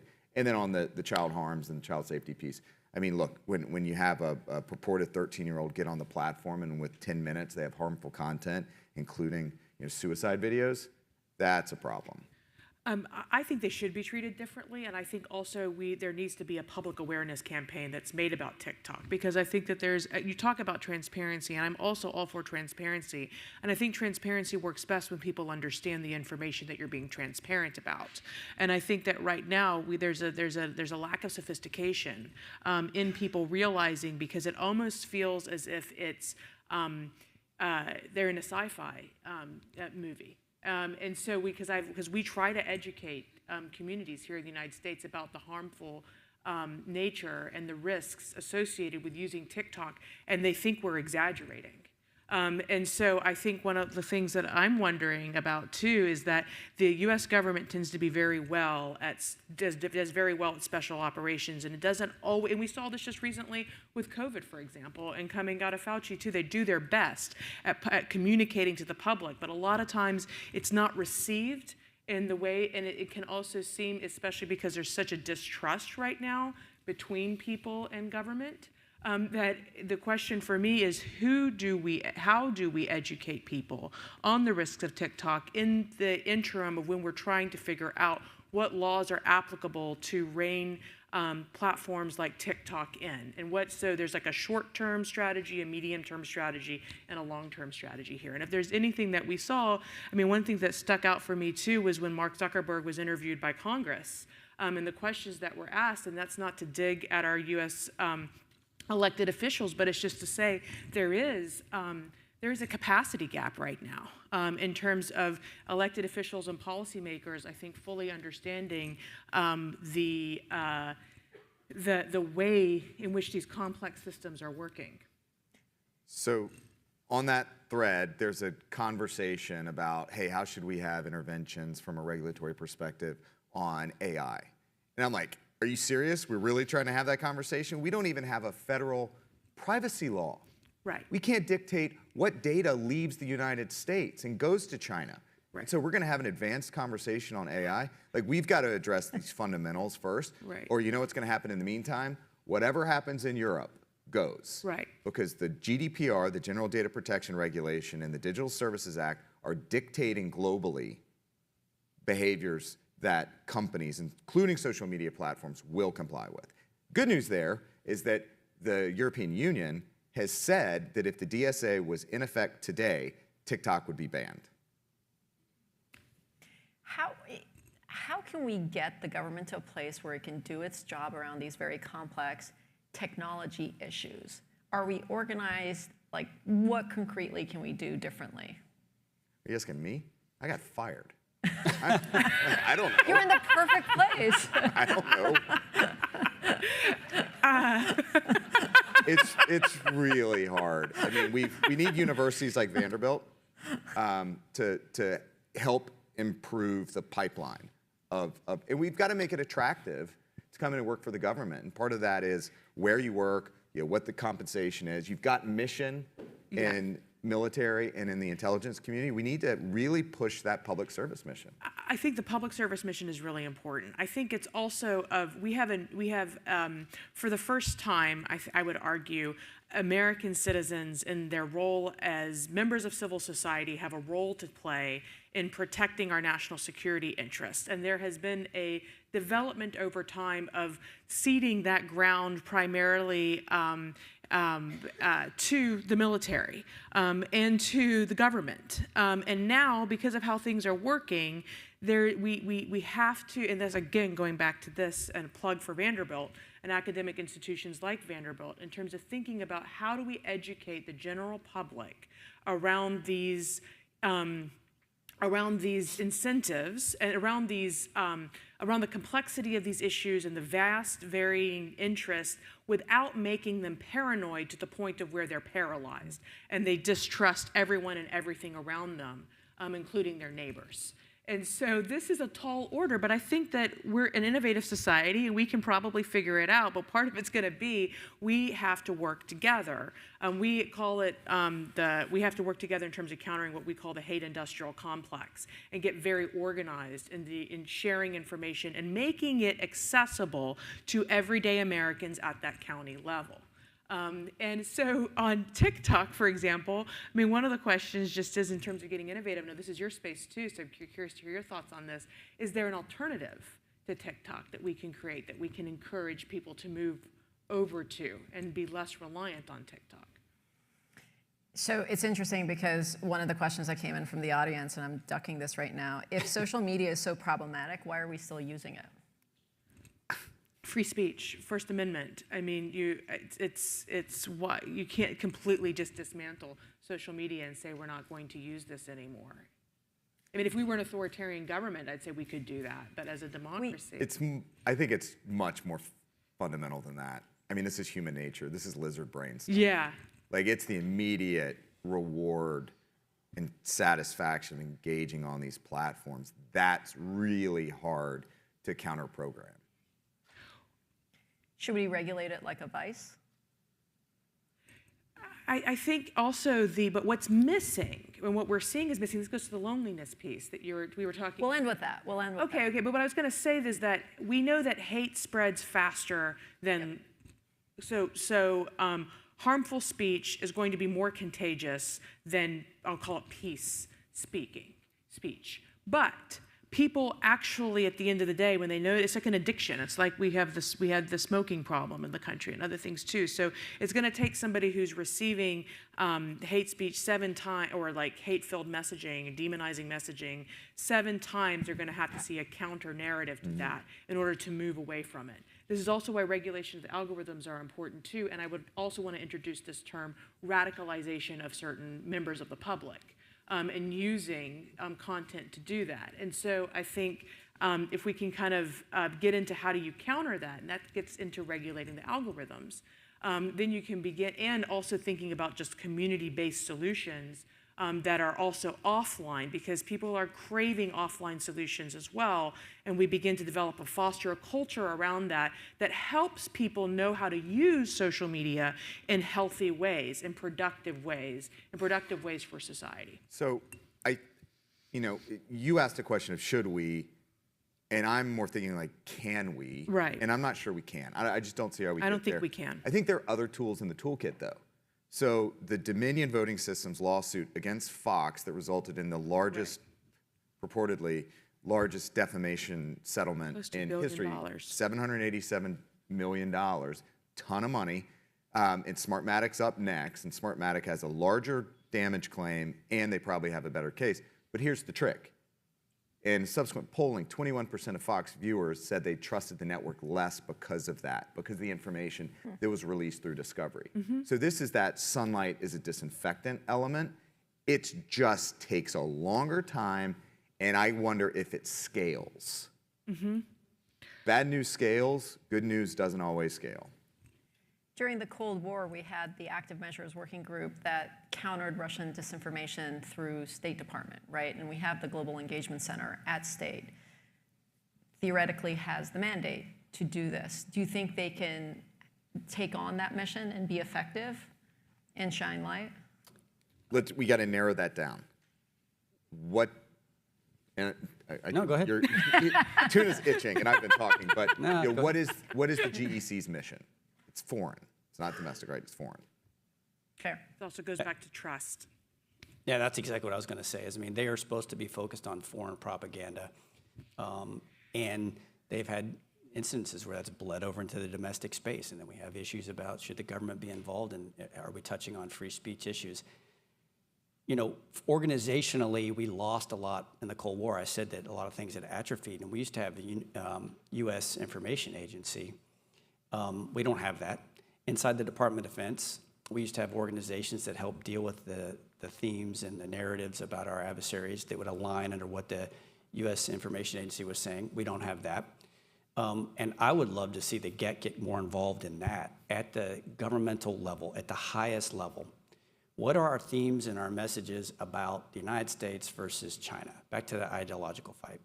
Why do we believe in this thing called human rights? Why are they so important? Why do we believe that our government and our form of government promotes that and the Communist Party does not? These are things that we learned in school when we were in the Cold War, and just about anybody could say right off the top of their tongue. Now, if you talk about what's our approach to China, or what's our approach to Russia, or what's our approach to Iran or DPRK, if you're going to get a coherent message, it's probably going to be a rarity. And so I'd love to see them get into that space, because then the other departments and agencies, especially speaking through a DoD lens, can nest underneath those themes, and we can operate at speed with the messaging environment, and speed wins. We have to drive their actions, we have to drive their perceptions, and we have the ability to do that, but oftentimes we're slowed down by the bureaucracy. I just wanted to add, too, I think during that time period, there was a different trust relationship between the American public and the government, too. And so we're operating in a hyper-polarized environment right now. And so there's almost as if government officials, more and more, we've seen this with the FBI, we've seen this with DHS, we've seen this with the State Department, and others, are relying on civil society intermediaries who are sophisticated in this space in order to communicate accurate information in ways that then members of civil society can use to inform public relations campaigns that are effective and are disseminated through platforms in 30 seconds, that use content in 30 seconds or less. I don't know if you want to get to another question, or if I can make one more. No, go for it. Okay. And that was just is because you asked me to share the story about this period of time when I was being targeted by disinformation campaigns here in the United States, and also by disinformation campaigns in the Middle East coordinated by ISIS. On one part of the world, I was being called a spy and an infidel, and another as a Muslim woman who was working to counter ISIS. And on the other side, in parts of the United States, I was being called a terrorist. And there was a disinformation campaign, a very sophisticated, multi-million-dollar backed campaign that led to the FBI investigating people for attempted murder against me. And it was at that moment, too, that I realized I might die. I hope I don't. However, but the legal apparatus might not protect me, because this is a gray area of the law. And I might get shot. And people are radicalizing online about me on information that is not true, but they believe that it is true. And they believe that they're acting as patriots. And this is what we saw on January 6th, too. And people who are radicalized who probably wouldn't have done what they had done if they hadn't been targeted by some of the information campaigns that they were being targeted by. And in thinking about kind of like sophisticated thinking around the First Amendment and how it works, I was thinking to myself, our legal system might not be able to protect me. And also, we might not get everything in place that we need to get in place in order. I might just be kind of caught in that moment of time. That's most unfortunate. So what do I do? And that's one of the things that led to the work that I'm doing now and millions of conversations, which is also thinking about how do we effectively deliver and counter polarizing messages to vulnerable communities that help us as a society advance forward at this critical moment together. And how do we do that? And so because it might take 10 to 15 to 20 years in terms of for the government and for policies and for the legal system and defamation cases and et cetera to catch up. And in the meantime, how many people are going to get hurt? And so that's kind of contributing to some of the way in which I engage with this, including going back to this point, and that is, how do we truth speak to the public and to vulnerable populations that are being targeted with divisive messages that are harmful from within? So a lot of people internationally are saying and are betting that how they're going to hurt the U.S. the most is going to be by investing in our demise through our social divisions. Can you talk a little bit on how AI is kind of fuel to the fire on this issue? Yes, I mean, I'm sure you guys can contribute too as well, but I mean, part of it scares me in terms of, and I've thought about this a lot, in terms of people using your voice to say things that you didn't say.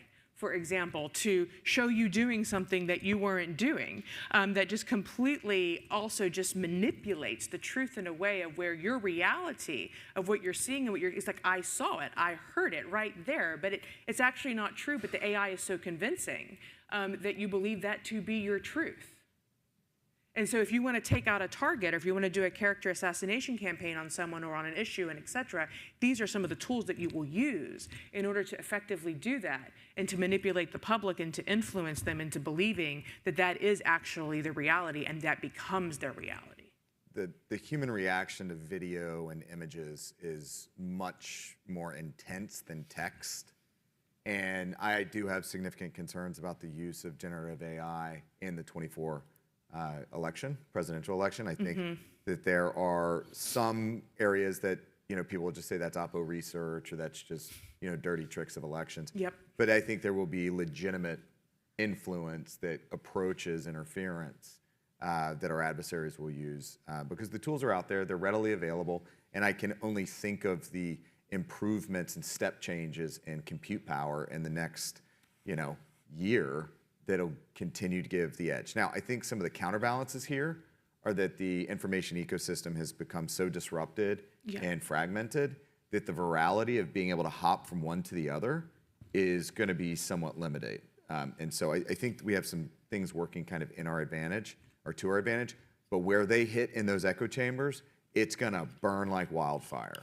And it's going to be really intense, which I think continues that division that we're seeing.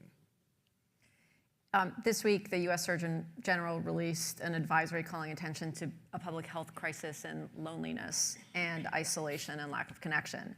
And in his framework where he talked about the pillars for addressing this, one of the core pillars calls on us to reform our digital environments, ensure that we interact digitally, the way we interact doesn't detract from social connection and healing with each other. If you were going to give the Surgeon General a piece of advice on how we can actually effectuate this as we look to the future, and maybe something that gives you hope about this environment that we live in, what would that be?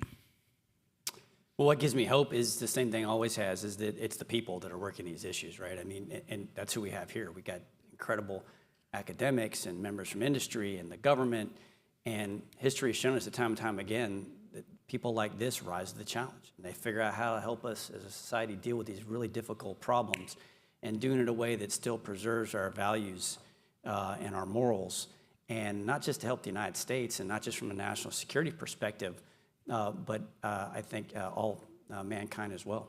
I know we're running out of time, so I'll leave it there so these two. So, look, I think you have to be realistic about what you're trying to achieve here. You're not trying to convince everyone. You're trying to get those people that are on the fence and keep them from falling into the fever swamp. So it's about engagement, awareness, and education. It's also the people. It's community. COVID really set us back. COVID of people pulling back from community, from groups of faith, from kids' sports, from school groups, where you would interact with different perspectives and you would get kind of mitigating inputs and signal on your ideas. Instead, people go back and they get into their Facebook groups or whatever, and all of a sudden it's like, hey, did you hear, JFK Jr. is still alive. We're going to go down to Dallas to meet him. These sorts of things, they burn like wildfire in groups where you don't have mitigating signals or contrary signals. So I think as we pull back out of COVID and we re-engage in community, I think that's a significant factor. I think also, as we saw prior to the invasion of Ukraine, people are more discerning, I think, over time. They get more calloused. And so some of the bad stuff's bouncing off a little bit more than it was 3 or 4 years ago. I think what gives me hope is that we're talking about it, and I think we're naming it. And this is something that we really haven't been doing until very recently. And so I think that is going to raise awareness around the problem that we have. And America is really good when we know we have a problem and we're on the same page that we have a problem, we're good at solving problems. And going back to your point too, and kind of making it our patriotic duty and mission to solve this problem, because the whole world is actually bogged down with this issue and is facing it. And so, once again, America is known for being innovative. We're known for being solutions-oriented. So if we can begin and showing and demonstrating that the First Amendment works in this environment and that we can create content that challenges successfully hate-filled content in the information marketplace and that people start moving in that direction, and we do it in a way where people feel our First Amendment has stood the test of time and continued to stand the test of time, that's the pillar of democracy as well. I think we'll see more and more people, and going back to the human rights piece again, feeling like I'm opting into that. I don't want an autocracy. I don't want authoritarianism. I don't want those things at all. I want the freedom to be, and this is a place of where I feel safe to do that, and we kind of can demonstrate that once again. And yes, I mean, millions of conversations for those of you who I talk about this a lot. Communities at the center of what we're doing, online and offline, because we are human beings. We are not robots. We are craving that offline connection.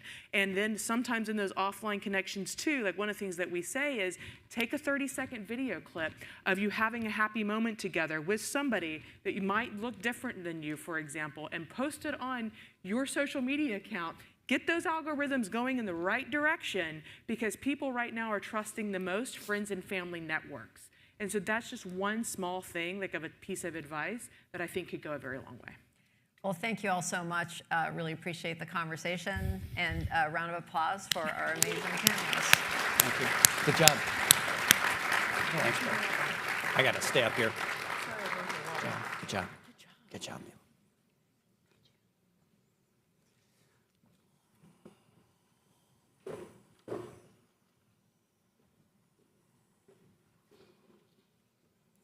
Well, thank you to Nilu and our panelists. I think any truly neutral and honest observer would have to agree that that discussion, specifically the insights of some of the panelists, was the best of the day so far. Now, for what I'm sure will be the second best panel discussion of our summit, I want to introduce Professor Doug Adams. Doug is an associate provost and distinguished professor of civil and environmental engineering and mechanical engineering here at Vanderbilt University. He has graciously volunteered to moderate our last panel of the day, entitled Trends and Threats Shaping the Future of Cyber Education. To fill out our panel, we're very proud to have representatives from all of the service academies, as well as the U.S. Army War College. Now, when I first took a look at this topic and I started to view it through a personal lens, I'm really amazed by what has transpired in such a relatively short period of time. My class at the United States Air Force Academy was the last class to enter the institution without computers. So every class after mine was either issued a computer by the academy or they brought their own with them. I distinctly remember the academy installing the first local area network and running all the wires and then being told, you know, you're going to be able to talk to somebody on the other side of the campus in real time, and being blown away by that. Our cyber education at that point consisted of a single class where we learned some very basic computer programming in a small computer room in the basement of the academic building. I did not own a computer until I was 27 years old. In 2008, if you'd asked me to spell cyber and spotted me the C and the Y, I probably would have failed. Now, I tell those stories not to reinforce how old I am. That's a bit self-evident. I tell those stories because within one career, over the course of just a couple decades, we've evolved from what I just described to being dependent upon this digital domain to not only perform our traditional military activities in the air, land, sea, and even space, but to understand that this domain offers warfighting capabilities in and of itself. In my opinion, this domain is the critical one when it comes to preventing conflict, and fighting and winning should war become unavoidable. In 21st century warfare, I would suggest the digital bit, in many ways, has become more powerful than the ballistic missile. So the obvious question is, how do we prepare our warfighters of today and tomorrow to succeed in this environment? And due to digital convergence, with more and more of what we do and how we live being dependent upon the digital space, the same question can be asked of the civilian populace. Well, it obviously must begin with a proper approach to cyber education at all levels of academia. So now to explore this critical topic, I want to turn the mic over to Professor Adams and the panel.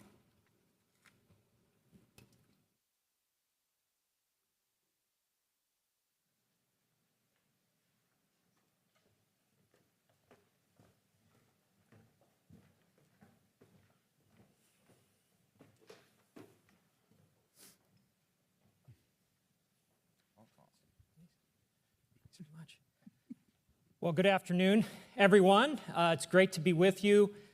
We are absolutely thrilled to have these incredible panelists here. They don't just educate the next generation, they're serving the country.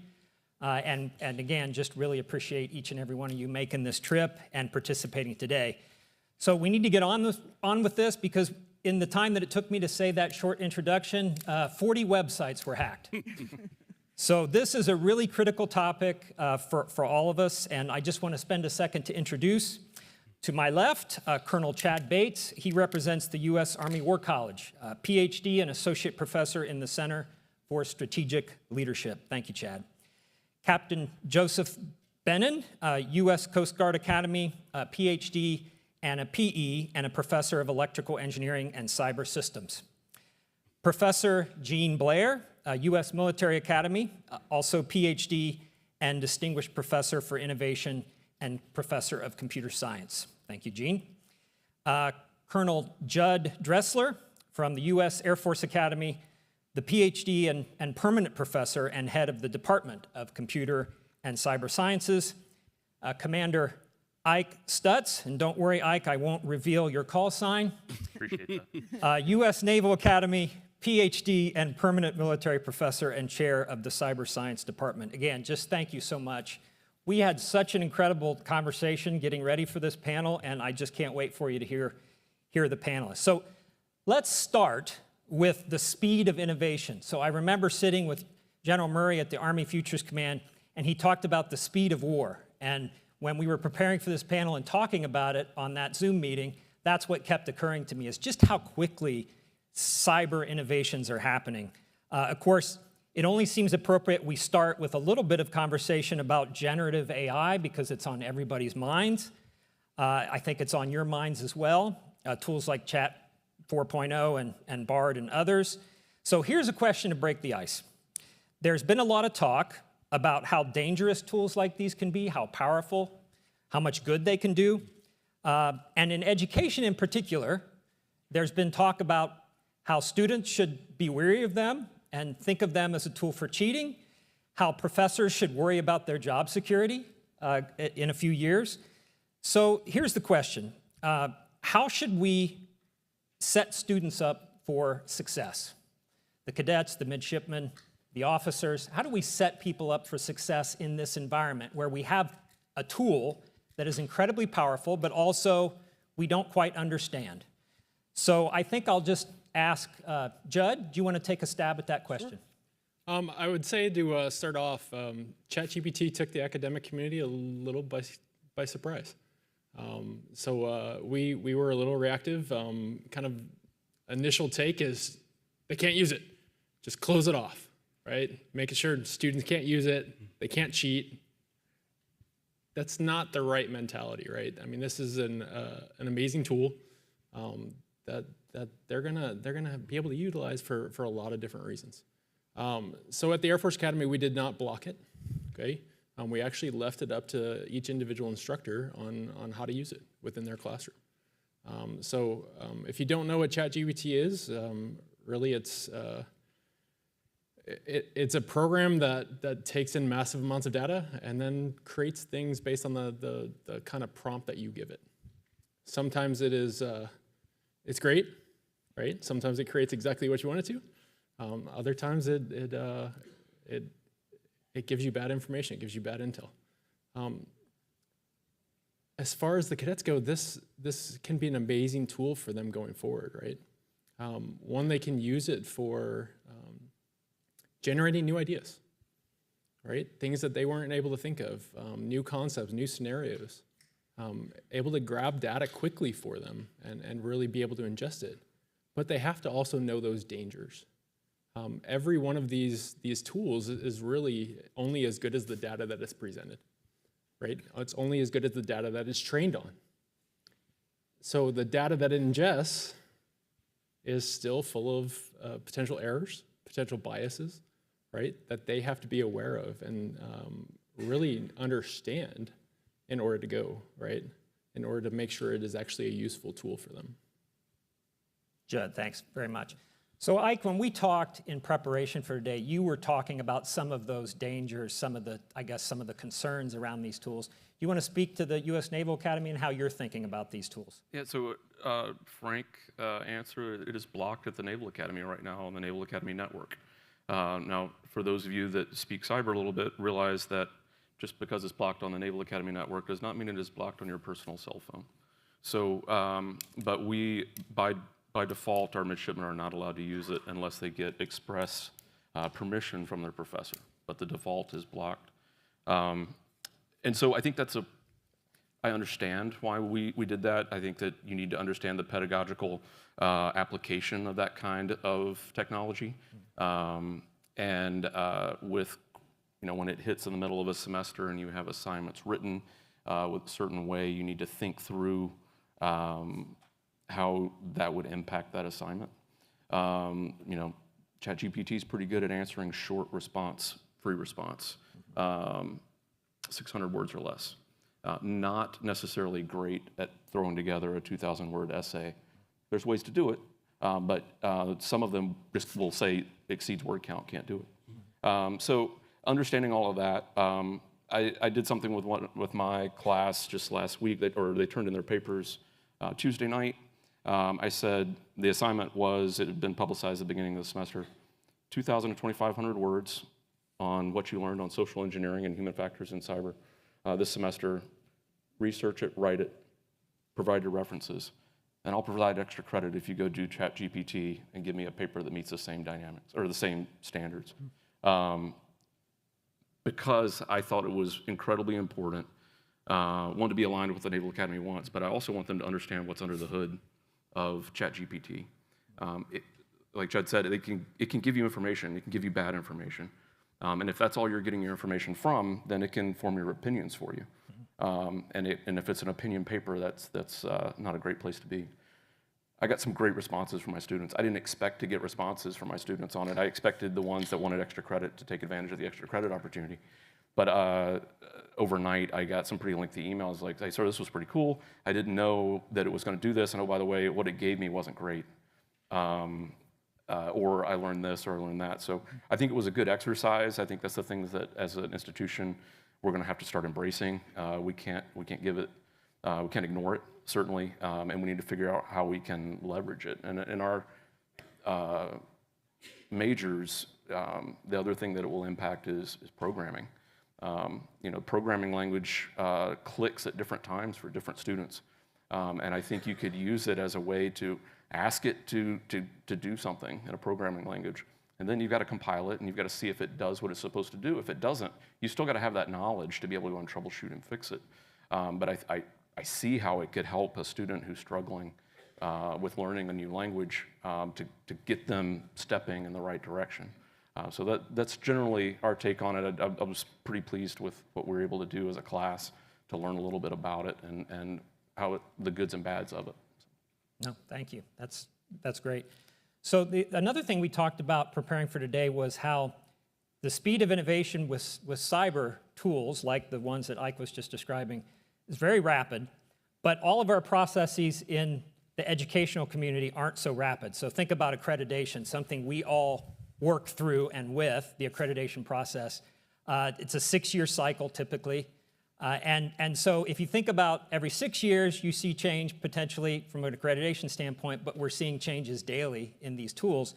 So Gene, I wanted you to speak to this because, of course, you've led in the computational area in the community national accreditation standards and the implementation of those standards. So do you want to field this question? I'd be glad to.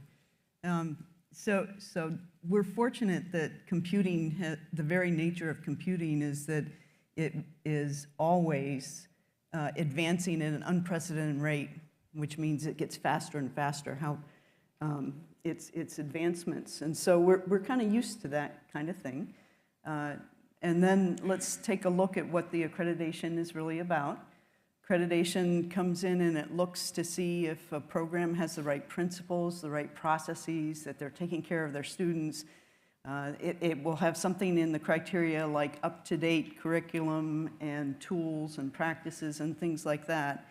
And so the accreditation team comes in and they see that the program, they have it, they understand it, that they're doing things, and it's a matter of trust. That when we see that the program is up to date and doing this kind of thing, then we're pretty confident that they'll be able to keep that up. And so we think that 6 years is about right. If there's a partial finding, then we might say, okay, we'll come back in a couple years and look again because you don't quite have the strength in this one area or something like that. So Gene, go ahead. On that, please. A key tenet of all accreditation is continuous improvement. And so even though the visit might be every 6 years, they're looking for artifacts and evidence that you're continuously evaluating what you're doing, how you're doing it, and doing it the best way possible. And I think that when it comes to key tools, I think a big piece of that is leveraging partnerships like Clark.Center, which the NSA sponsors, Seed Labs, the NSF sponsors. There's great resources that are out there that allow things to stay current. One of the big benefits of the service academies is that a large portion of the faculty just came off of an operational tour, and they're bringing back relevant experience and tools they're using there, as well as the relevancy of what we're doing and what our graduates are going to be doing. So we can imbue our curriculum with what they're going to see on day one or perhaps during an internship. Super excited, the Coast Guard Academy has our first internship with CISA happening. He's reporting on Monday. So we leverage these opportunities to work with others to ensure that we're continuously improving, staying on the cutting edge. And then the accreditation process every 6 years just verifies that that's being done. Yeah, so when I think about continuous improvement, I think about the fact that the 6 years is about right and that there's a trust factor. And then I think about some of the commentary, Ike, that you made. Something that also came up in our call was like the ethics of these tools. And certainly that is a high priority for accreditation boards as they look at curricula, right? To ensure that ethics is kind of imbued in what it is we're teaching. So I'm interested from a war college standpoint, just what are you thinking about these tools, Dave, but also kind of how does ethics work its way into how you present these tools as you do training beyond the academies? Well, first of all, there's a difference between the student body here, and it's really good for the educators. Like over here, all their students are those bright eyes, rosy cheeks, young academics that are just beginning their future career. At the Army War College, I get officers with 20 years of experience have been forged and tempered by those experiences, especially over the past 20 years of being in war. And so they're most of them are starting their strategic education. They're going to be, for the civilians, they're going to be the CEOs, the COOs, the CFOs, and the CISOs of these large organizations. And it's very selective to get into the Army War College. All these people will be, they're in the War College, will be future senior leaders in the Army or the Department of Defense. So they're coming in of 20 years as a professional officer. So it's like when you have an education program for specifically focused on a profession, then everything is in context to the profession. And we were being an officer for these many years, we lived the Army values, and ethics is all that. So now it's an exploratory learning objective like ChatGPT. Hey, what does it can do for you? Oh, now it's time to educate you in your profession of, well, a lot of AI is biased. How do you train AI? Now, what's the test case and everything else, but how would you utilize it? Taking your experience and being educated at. So now this is a tool to provide them in context of their profession. It's just like if you're a medical hospital person, like over here, I'm going to educate you in a different way than what we do at the Army War College, because it's our profession. So, it's based on ethics. It's based on exploring these new tools, but how will they apply to your profession? So that's how we do that. And it's bringing in feedback from those individuals and then incorporating them to a lot of electives, but also in-class discussions. Yeah, no, that's great. And thank you for the quick summary about War College and how you complement the other panelists here, Dave. That's terrific. Okay, wanted to move to another topic, and I was thinking about, again, our conversation, and we were talking about how pervasive software is, but then I was also thinking about a lot of the discussions this morning and how a lot of them focused on the human in the loop. And so I wanted to kind of see if you could speak to, as you're educating and training, right? It's not just the software, although the software and the technology is important and relevant. It's what that software does, right, under the control of a human, of a service member.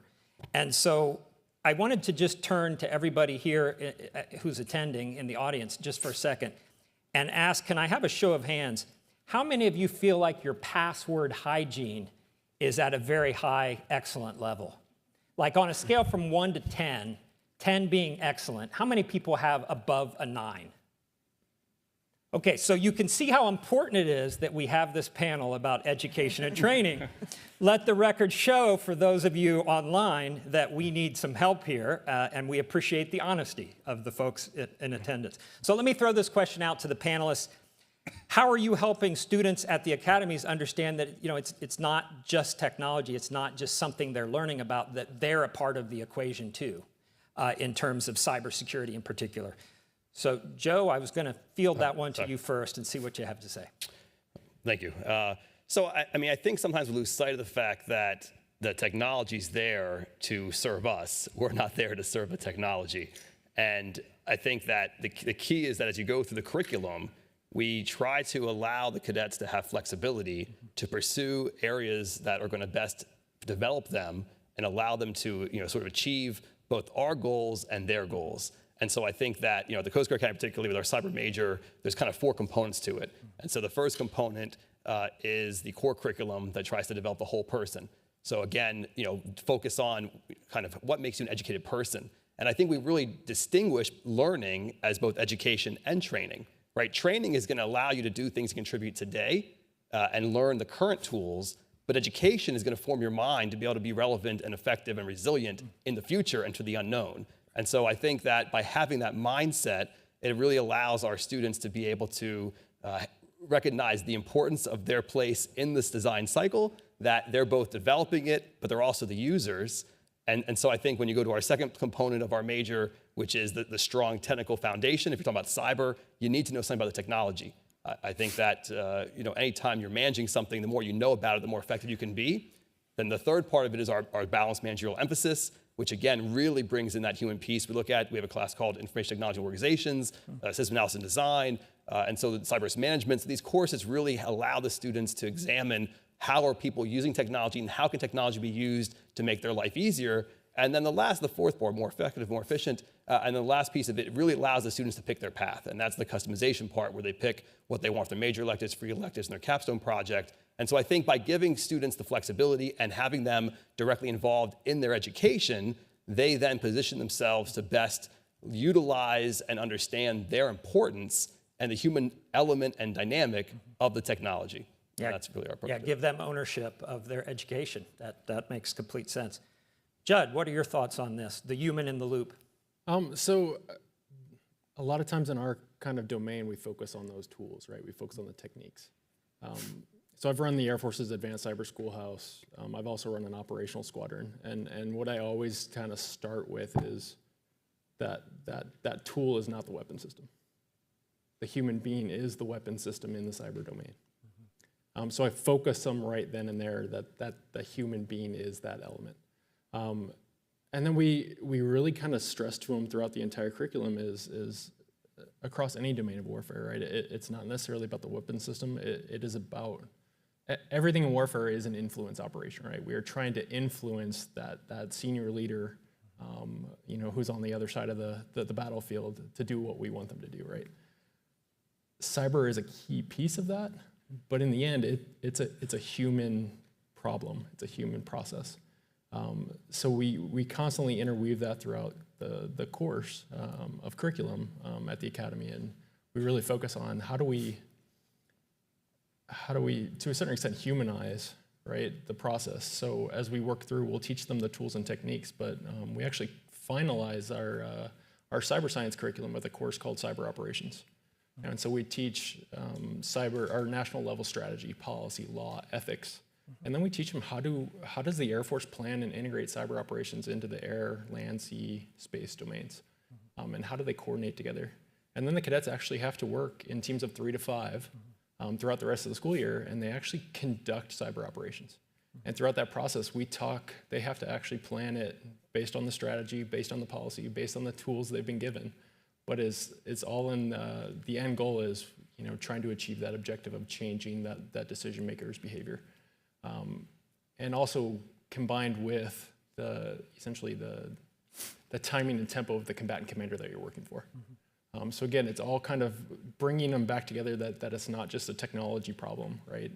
We're not teaching them those skills and techniques just to be able to do that within the cyber domain. It is a larger people problem, even in the concept of warfare in the cyber domain.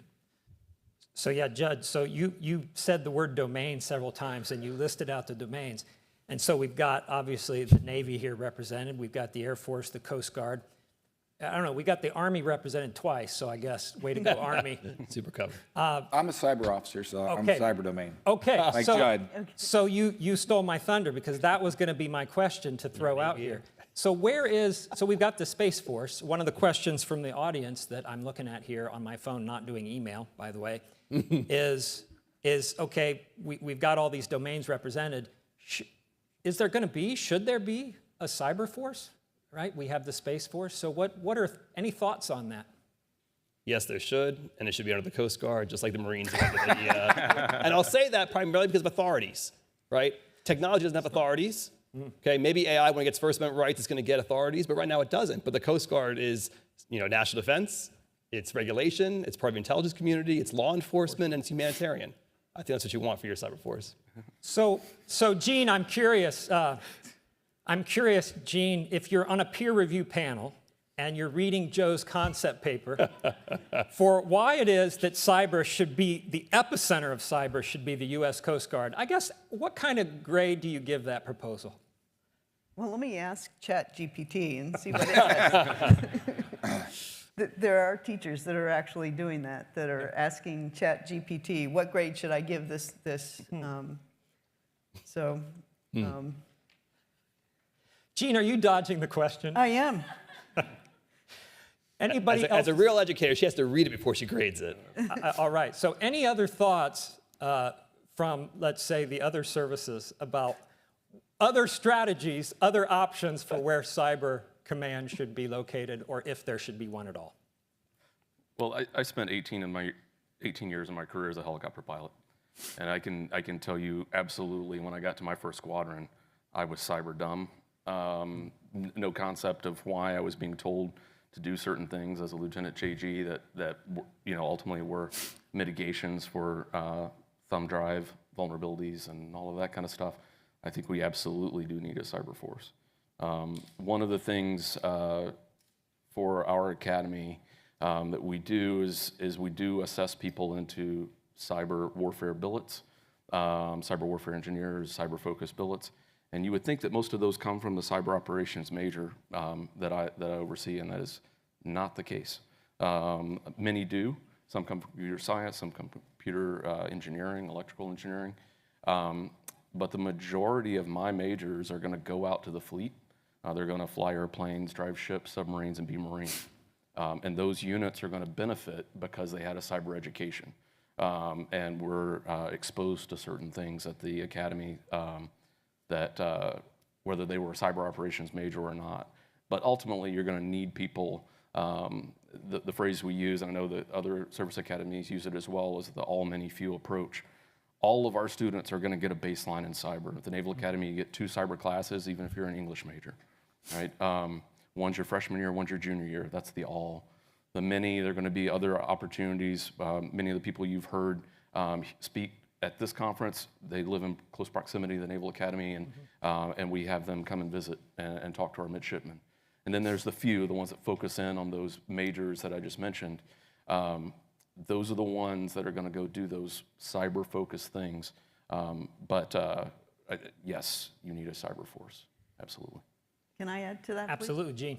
So just building on the many, or everybody, many and few idea, the vulnerabilities that come in with cyber and cybersecurity come from mostly the many, but not completely. And so I'd like to build on the skills that we teach our students so that they go out and they be good officers. We also teach them the team working skills to be able to work with people from other disciplines. And we teach them a lot of leadership, as you might expect. And so it's our officers that go out there, whether they're going into the infantry as a computer science major or they're going into the armor as a cyber science major, whatever it is, but they're there to lead their soldiers, and that's part of what we need them to do, is to understand the risks and threats that are out there so that they can inspire their soldiers to be safe and have those strong passwords, if you want to talk about that. So, I mean, I've done a lot of research on this. And because the Army started a cyber branch, and it's like 8 years old now, so there's a lot of data that I've been collecting and researching on. And at the end of the day, and Mr. Marlowe was talking about that when he's on the fireside chat, and looking at the commercial, you know, like on the commercial side and also in the military, you know, Google and Apple, they have a hard time retaining their top talent. And it really comes down to, the services are great at educating and training people. We give them exquisite skills. They get their education, then they join the service, and they get, in the cyber realm, they get phenomenal training. I mean, we spend up around $300K over the 6 years that they're serving, make them highly marketable, so it's hard to retain them. But at the end of the day, well, there's three things, and I call it like the three stool things, like your talent's on top. They want a mission and a purpose. You know, the mission that we have is like, hey, you can be a nation state hacker, or you're going to have some really cool things you're going to do in cyber. Two, they want to continuously improve their trade craft. They're right there. That's great. It's like, I want to do something that resonates with me. Two, I always want to improve. And the last one is, I just want to be recognized and compensated for my work. And it's like a three-legged stool. You start wearing away, sooner or later, one of those legs is going to fall over and you lose the talent. Apple and Google, they can pay a lot of money, but they still lose the talent because people like, this doesn't resonate with me, this mission. So if we cannot do that in the services and keep them on it, because the thing is, like, I want to do my mission and I hate everything that takes me away from doing that mission. If we can't do that in the services, we're going to lose the talent, because at the end of the day, the problem set is, what I'm concerned about, is China and Russia, they train and give a lot of experience to their people, but they can retain them either by coercion or other reasons. Us, we have a free society. You serve your commitment, you can leave. But at the end of the day is, when we look in the future, I'm worried about having an experienced and mature workforce that can counter those adversaries' threats. So that's the problem. And now it's like, okay, how do we build a mature and experienced workforce? Certain people will resonate, but in the aggregate, because quantity over quality, it's like in the old Soviet days. That's the problems that I look at. So thanks, Dave. So there are two threads there I want to pick up on that map into questions that I'm seeing here on my phone. So one is relative to the workforce. And so as we think about educating and training next generation cyber warriors, clearly we're not doing that in a vacuum. So you mentioned company names, you know, Google and the like. Obviously, there are companies that are behind all these generative AI tools. So the question is, what ways in which are you currently partnering with industry, the companies that are creating tools, and maybe what ways do you think you should be partnering that you're not currently? Like, what are the opportunities for partnering more with industry? Because clearly, We all have a stake in national security. And a lot of those websites that were being hacked a moment ago, weren't university websites, they were company websites. So any thoughts on that? From an industry perspective, we work primarily towards the end of our cadets' time, right? We want to get them that foundation and then give them the experience. So we'll send cadets out on what we call summer research project, which is basically an internship program. And we send cadets everywhere, from Google's, Microsoft's, to Palo Alto's, to NSA, NRO, to really get them that kind of industry or DoD experience.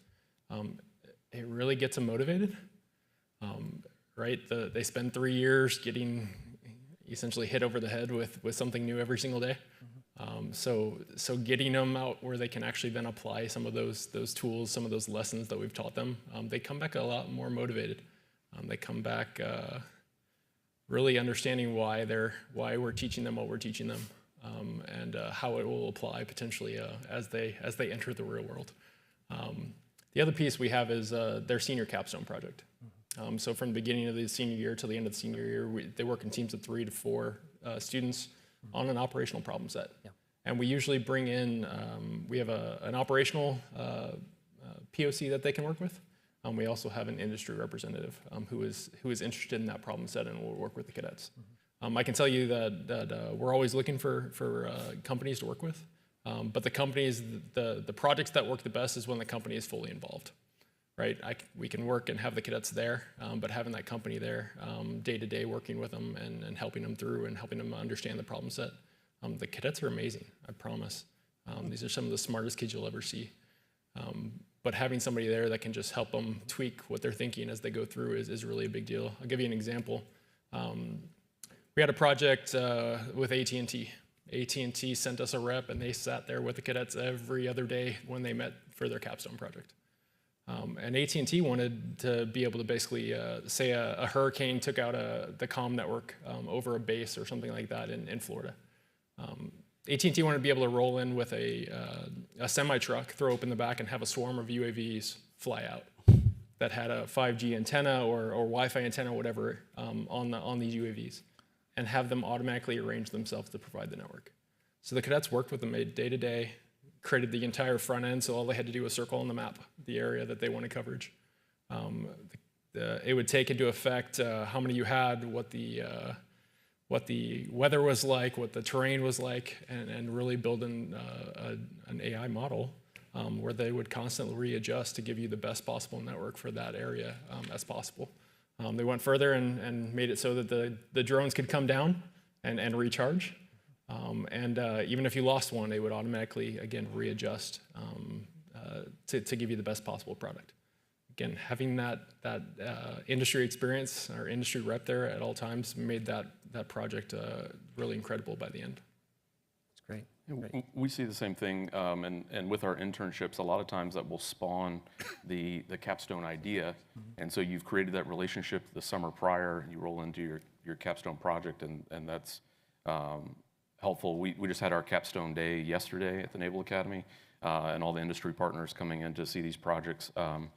One of those projects was awarded some military medals by a special operations group for what they created. So the neat thing, when we describe the differences between the War College and the Naval Academy, one of the things I like to say, or the War College and the service academies, is our students aren't held back by experience. So a lot of times they look at a problem differently than we would have, where I'm looking at it through my 24 years of experience and with my blinders on, and they don't necessarily have that. Now, sometimes you'll tell them that's not going to work, right? But a lot of times they can teach you something which is kind of neat. Yeah, that is neat. I think that experience is similar at all the service academies. I think back to sort of the Space Force, the concept, and answering the question. I mean, obviously there's a role for contractors and private sector, in the military and DHS and in DoD. It does make you wonder, though, what is an inherently governmental function? And if you had a Space Force in whatever instantiation it came in, would there not be members of that force doing jobs that contractors are doing today? A cyber force. Cyber force. Yeah. Sorry, thank you. Yeah, no, it's a good. It makes you wonder. Yeah. It makes you wonder. It does. Well, and that actually leads me to another question that I was thinking about for a few of you, but Jean in particular. So there's a question here. We've heard a lot today about the need to encourage well-educated young people. Again, this must be from somebody at Vanderbilt, like those here at Vanderbilt, to join the government workforce. So to really contribute to solutions in the area of cybersecurity, you know, to provide national security for the nation. So what might non-military faculty do to get students, our students at other civilian universities excited about this discipline and what they can do? We heard Mr. Marlowe talking earlier about kind of the ideal that he thinks about and that CIA thinks about.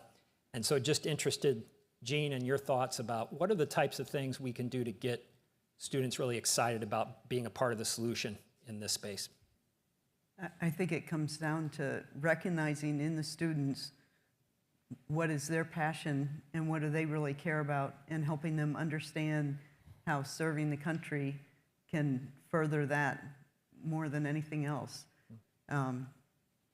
Because that's what it's all about, and it's exactly what he was talking about is, are you going for pay?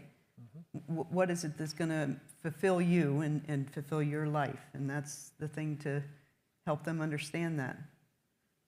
Yeah, so is part of that giving students great experiences, like kind of Judd was describing, and working with partners, giving them an experience where they can feel what that feels like, that ability to actually contribute to a solution that might have national security ramifications?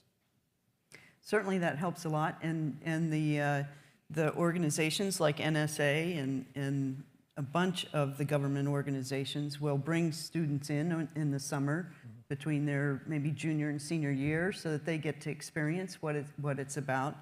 And then we're actually relying on that experience being a good experience, or I should say an accurate experience. We're not trying to fool people or pull the wool over their eyes or anything like that. It's to show them what it's about so that they can make the decision if that's what's right for them.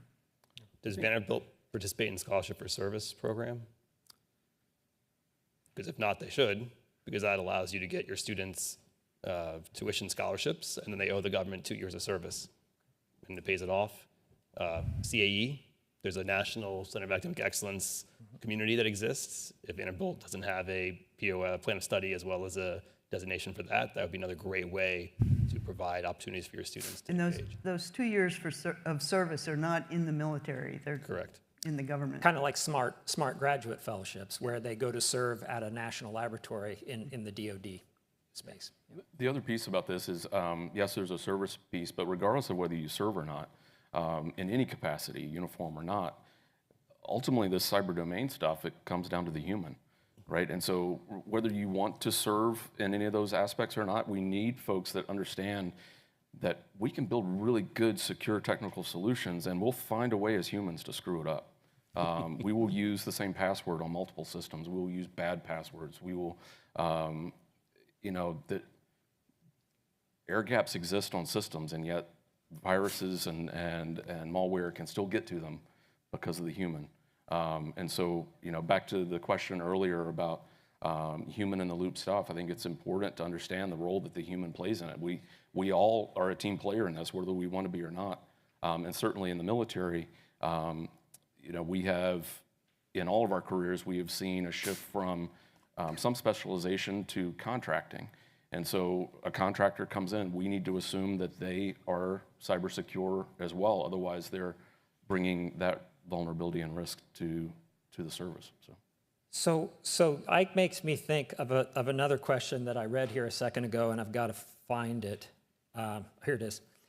So we talked about the human in the loop, right? The human who is going to be a part of the solution to develop these tools for the future in cybersecurity and in other contexts. The question from the audience is, how are we integrating adversary understanding, technical, cultural, political, historical, educational understanding into our development of cyber curricula? So how do we understand? We heard about blue and red forces earlier. How do we understand the red forces and the human in the loop there and incorporate that into the curriculum? Do we do that Is that something that you all put okay, we've got some heads nodding, so Yes. Gene, kick us off and we'll go down the line here. So I'll just talk about the difference between, perhaps, the only difference that I can truly describe between computer science and cyber science is that cyber science is in the presence of adversaries. And everything we teach them is in the presence of adversaries, so they need to keep it in mind. So it's pervasive It's throughout. pervasive. Pervasive throughout. Joe? Well, I do think pedagogically it makes you wonder, what is appropriate at what stage, and how much do you spend focusing on learning what you need to know before you start worrying about what others know. And so as you look through that, what's at the undergraduate level, what's at the graduate level. So I completely agree with Gene that, with cybersecurity, you're absolutely constantly aware of, threats and adversaries and trying to figure out, how you protect what you have in your resources. And then the question then becomes, what's appropriate at the undergraduate level, what would be a graduate at the war college level, and how do you integrate all of that? And we only have so much time. So it's a fascinating question that I think you can't have a successful cybersecurity program without awareness and conscious activities and education in light of your adversaries. And you can't let that become such an emphasis that you lose the core fundamental information you need to have. The Coast Guard, we have a cultural perspectives class, we have a global challenges class, and we have an intel and cyber ops class. And those classes definitely bring that in.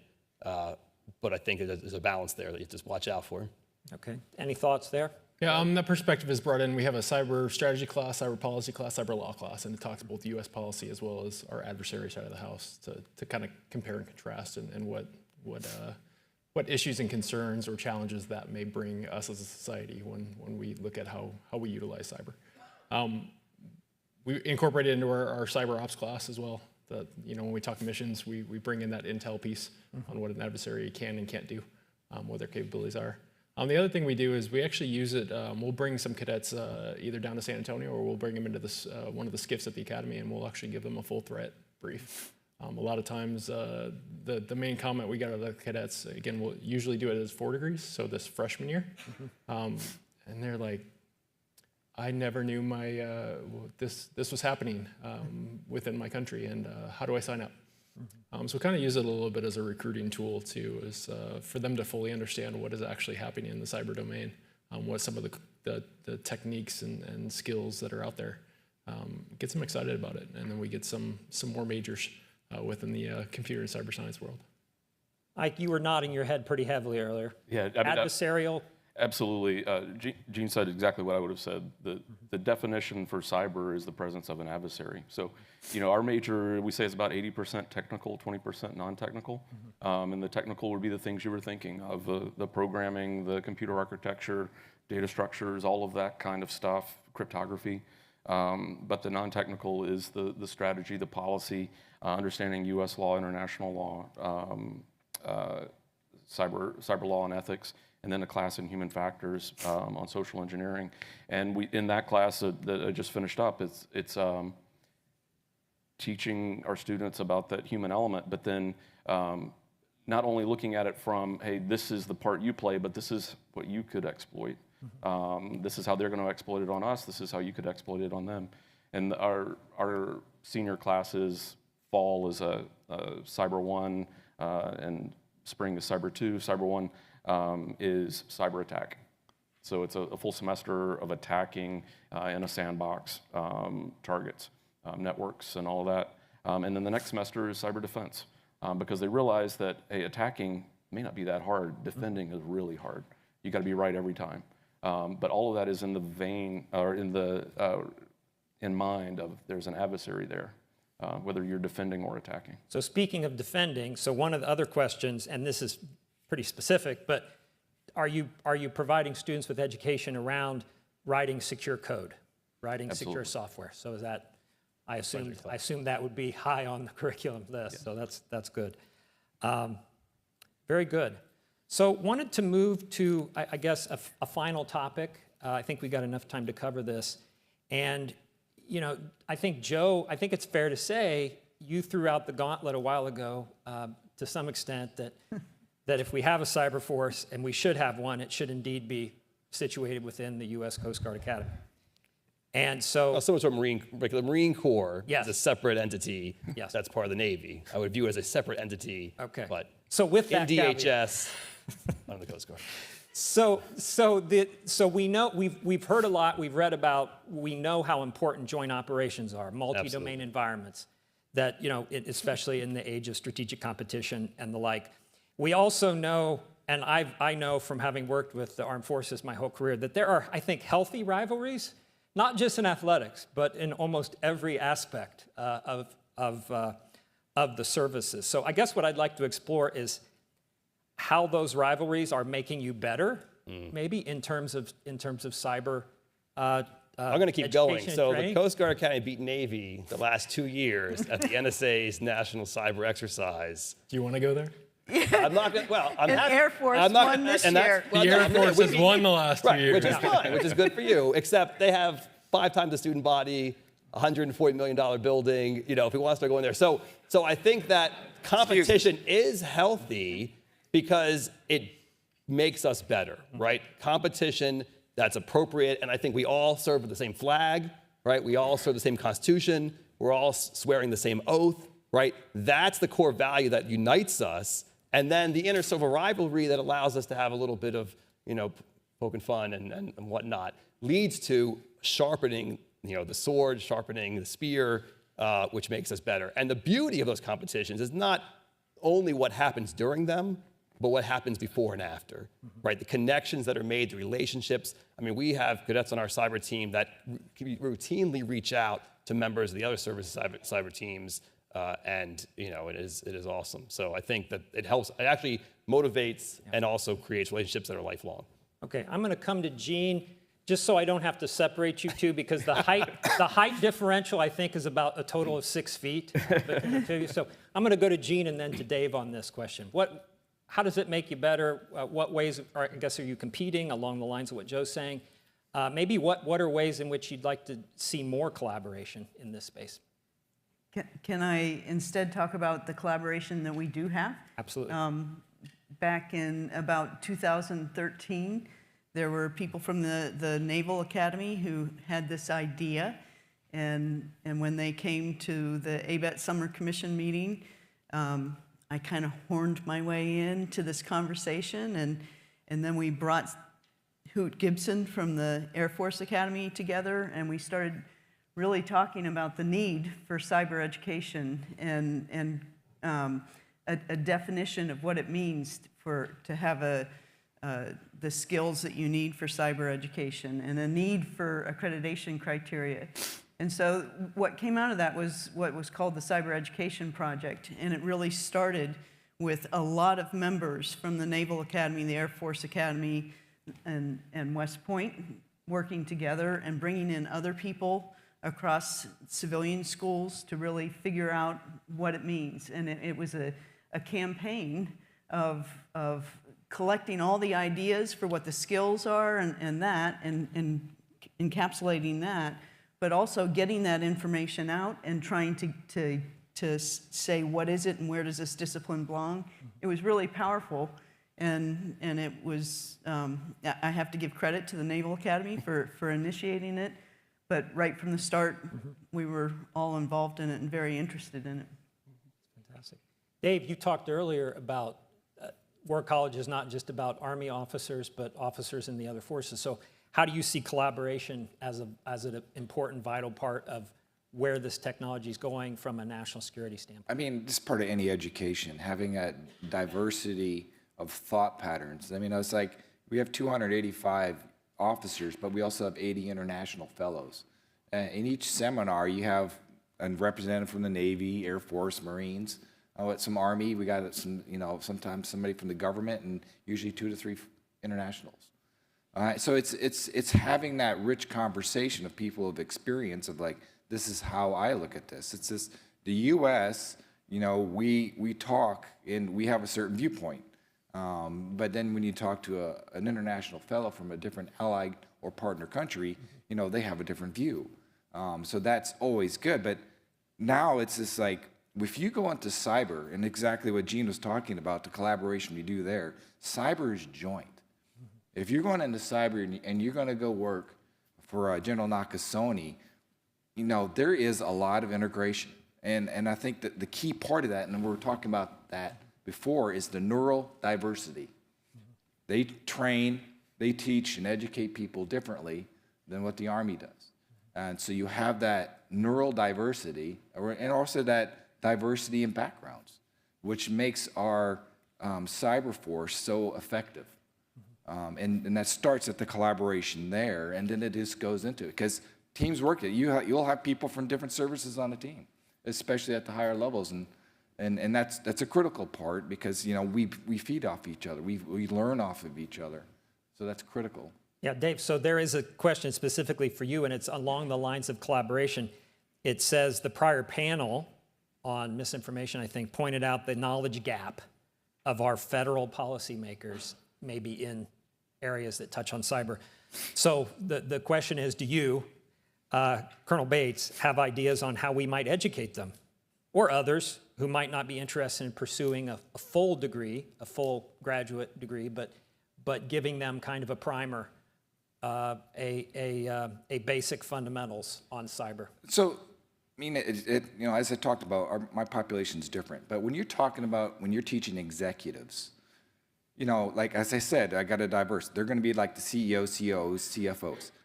It's communications, and it's translating. As I like to say, it's like you have a CISO. You say, can you translate geek to strategic and strategic to geek? It's all about the communications. It's like, as a CISO, when you're talking to the COO or the board, can you articulate why they need to invest more in cybersecurity?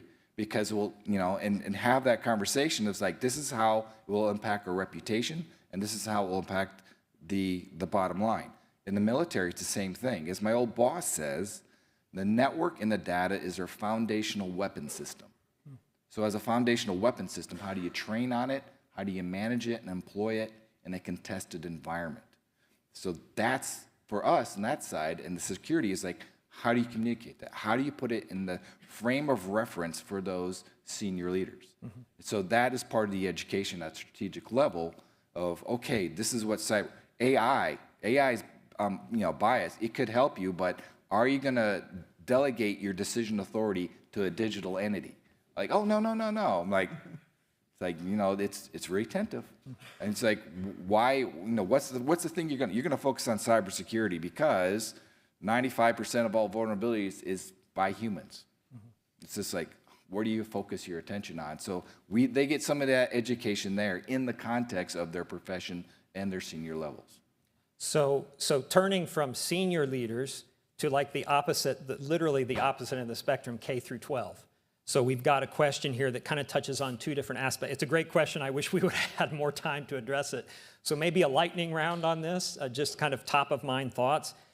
So what can we be doing in K through 12 to fill the pipeline, to strengthen the pipeline, and also to generate a more diverse body of students, not only in the academies, but across academia, who are really passionate, interested, exposed to cyber technologies, and where they can take them as an individual and how they can be a part of a solution, you know, that helps the nation.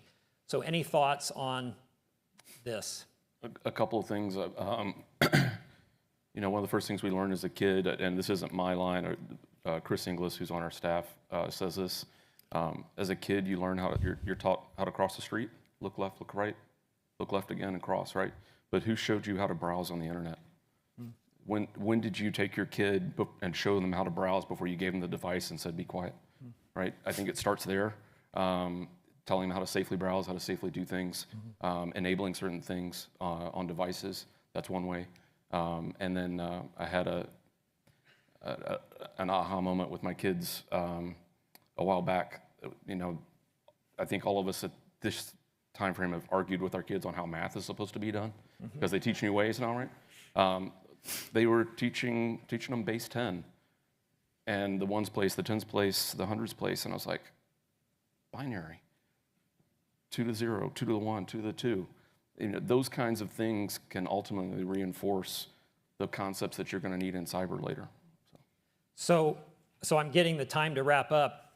But I hate the fact that you introduced this new math kind of thread, because we could have talked about that for the whole hour, with one daughter graduating college and high school. So I definitely feel your pain on that front. So I would like to thank all of you. Great questions. Thank you so much. But also thank our panel. As I said at the outset, first of all, it's a huge commitment of time and energy to come here, and we just so appreciate your insights here, but really, really appreciate what you're doing in the academies, in the War College, training, educating the future warriors, future service members, what you're doing for the nation. We really, really appreciate you. So just want to thank our panelists and thank all of you.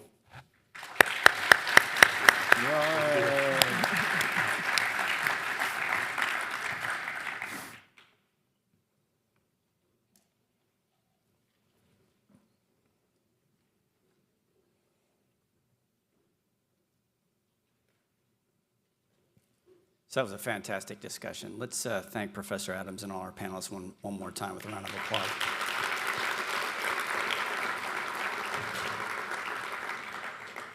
Okay, it is now my distinct pleasure to introduce today's final keynote speaker, Major General Lorna Maylock. Major General Maylock currently serves as the Deputy Director of Cybersecurity for Combat Support at the National Security Agency.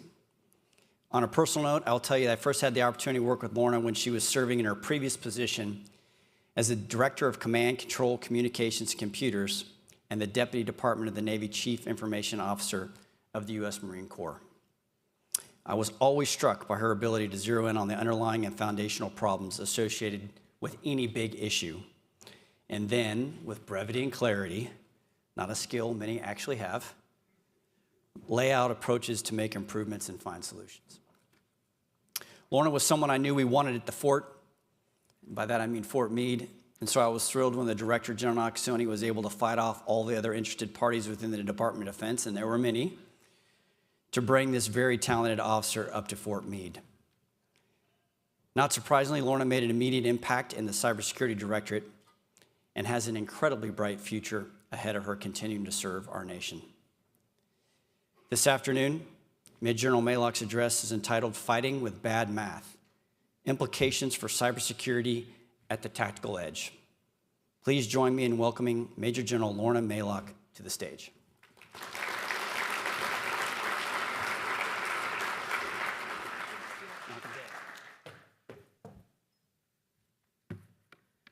Thanks, sir. I appreciate that setup. I don't think I'll be able to live up to the hype, but first of all, I know that I'm between happy hour, Janet Jackson, and your prep for Taylor Swift, and I hear Oprah's in town. So, tall order. But first of all, let me just say thanks to the Chancellor and the Vanderbilt team who set this thing up. It really, really is an honor for me to be here at this event. I think it's also appropriate to say happy 150th anniversary to Vanderbilt. These days, that's a long time to be in business, right? Because this school has maintained such high standards, and I think that's why your students and your alumni hold Vanderbilt in such high regard. I'm also grateful for the opportunity to be in the Music City. This is my first time here, right, to participate in this year's summit. And so as we collaborate on these topics of significant importance to national security, our people, our communities, our allies, and our way of life. In an era of competition among great powers, it is becoming increasingly apparent that cybersecurity has both national security and personal security implications. And so we're very appreciative for your thought leadership in this space. So before I dive into the details of the talk, I want to provide a little bit about my background and why I'm so passionate about this discussion about fighting with bad math at the tactical edge and what it means. Decades ago, at the end of the Cold War, as a new immigrant to the United States, I enlisted in the Marine Corps after being here for 3 months. My mom gave me some very clear guidance: get a job or go to college. And so in my young mind back then, I thought I'd outwitted my mom when I chose high adventure as a field radio operator in the Marine Corps, who were at the time looking for a few good men. They got me, right? But I was really, really excited to be a part of this community, this warfighting force who's focused on being most ready when the nation was least ready, right? And so the ability to work with our nation's finest young men and women was really, really motivating. And the other thing for a 17-year-old, look at the uniform. Pretty nice, right? So look at how it turned out. I think my mom probably got the last, word, right? She was right. I actually did go to college, but I don't think I got a job because this stuff is too rewarding to be called work. And so, like General Moore said, I've spent a career in Marine aviation command and control. As an air traffic controller, doing command and control with Stinger units, air defense units, and like many of our service members, a couple of tours in the Far and Middle East and Europe. I've spent some time at the Pentagon, and a lot of people don't like the Pentagon, but if you're going to influence, the future, you have to work in the Pentagon because that's a resource conversation and that's a policy conversation, and you need to be in it. And so, as I worked, as General Moore said, as the CIO for the Marine Corps and the C4, what really resonated with me was the responsibility to deliver secure capabilities to our warfighting Marines that were globally deployed inside weapons engagement zones. And that is why it's so important to understand at the basic level what we're talking about in the cybersecurity space. And it really is about math. And so I'm the current current military deputy director for the Cybersecurity Directorate at the National Security Agency. I work for General Nakasone, and you'll hear from him tomorrow, and Rob Joyce, who you heard mentioned today by Chris Krebs. At the agency, we have two missions. The first one is foreign signal intelligence, SIGINT, and the second one is cybersecurity. The Cybersecurity Directorate is about 3 years young. We're approximately 3,700 or 100 or so people, roughly about 3,100 civilian patriots, right? I have never worked with a more committed and dedicated patriotic group of folks than I do today at the National Security Agency. And the Marines are pretty darn patriotic, and so is the Department of Defense. We've got about 650 or so military members, and I'm very, very proud to be one of them.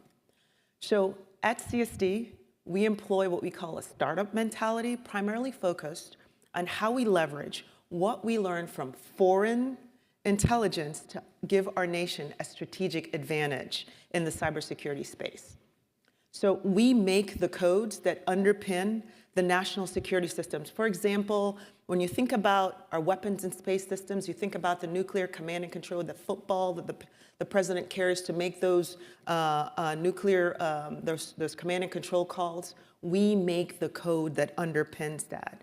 And so our team at the Cybersecurity Directorate, they apply, largely hackers, right? But what they do is they apply their deep computer network exploitation expertise, and our remit is to prevent and eradicate threats to US national security systems. And so the team uses an offensive mindset to inform how we protect and defend our nation's critical infrastructure, weapons and space, and C2 systems.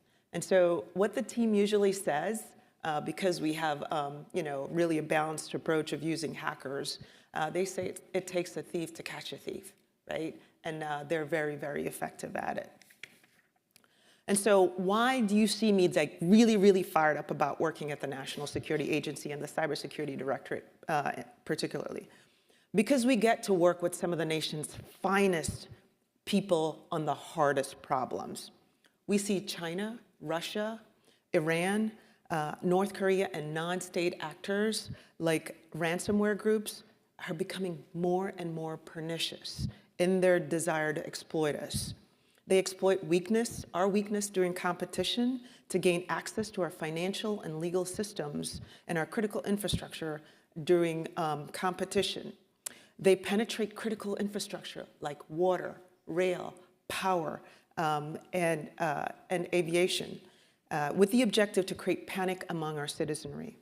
From a military perspective, their objective is to make sure we never leave our bases, posts, and station. They want to deny our ability to act decisively in a global crisis and contingency. And so China has a global reach. You've heard that today. They have a global SIGINT system. And so there's a change in paradigm for us as warfighters.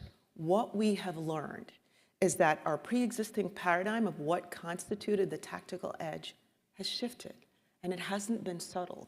And so the tactical edge in an era of technology conversions and what some calls disruptive or enduring disorder has shifted to expand to include industry, academia, the defense industrial base, the folks who make our critical capabilities that we fight with. So this evening, I'm going to cover a couple of topics. I'm going to have a couple of requests for assistance. The first topic centers on this idea of what I call bad math. And it's not only a problem for our warfighters, it's also a problem for our nation. It's what I call that expired math, which is the obsolete ones and zeros that were originally intended to protect our data and our networks, which now manifest in exploitable code, and then our obsolete encryption, and why cybersecurity matters for our warfighters at the tactical edge. We'll talk about what we're doing about it, right? And that is really, really a good conversation, because what you will not find is us curled up in the corner in a fetal position with an abacus. That's just not our nature, right? We're getting after it, but it's going to take all of us. It's going to take all hands on deck. And finally, I'll close with some thoughts on how we can leverage your assistance. At the end of our session today, you'll find that the cybersecurity terrain will have changed drastically. New zero days, new technologies, and many of our warfighting and weapon systems, however, were built yesteryear, right? They were not envisioned to operate in today's contested and congested cyber and electronic warfare space. This creates a target-rich environment for our adversaries and also nation-state actors at the tactical edge. I'll apologize up front for those who came to the talk because there was a notion that we was going to talk about encryption. This talk is about the other E, it's about the edge, and why encryption matters at the tactical edge. And so why am I talking about good math? Well, because at the National Security Agency, we have some of the best mathematicians. And I love engaging with them. I always feel smarter when I get done talking with them. Not really. So seriously. So at the end, let me just share with you, at the beginning of my assignment at NSA, after a lengthy conversation one day where I was channeling a user of a tactical system that had obsolete encryption, and I was trying to make the argument about why we should use the capability just a little bit longer. I had one of our mathematicians say to me, he goes, "General, let me just break this down for you very simply. The math in that system was designed 20 years ago. It's bad. The adversary is going to eat your lunch if you use that math. You don't want to go to war with bad math." And I was like, wow, I actually understood that, right? Why didn't you say that 2 hours ago? Or maybe 2 years ago, right? As we've been having this conversation about cybersecurity in the department. But simply put, right, it really is about readiness for us. The encryption that we use in all these systems that underpin cybersecurity, it really is about ensuring that the adversary doesn't exploit these systems. So what is the edge? I mean, because edge means a lot of things to a lot of people.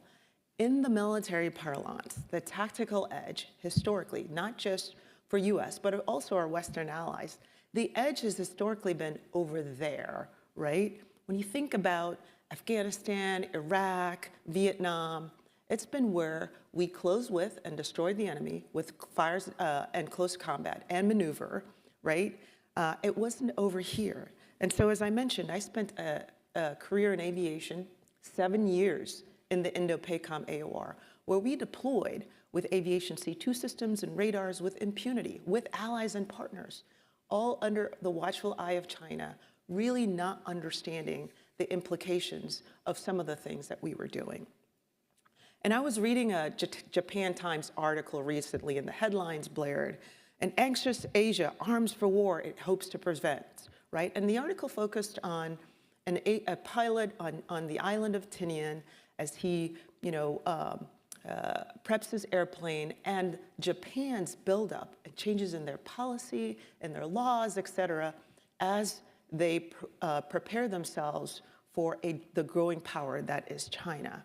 And so the reference to Tinian made me think about my own experiences there. And I'll tell you, a number of years ago, during my own visit to a small island, 39 or so square miles, 3,000 people in the middle of the Pacific, which was significant during World War II, it is a very austere environment.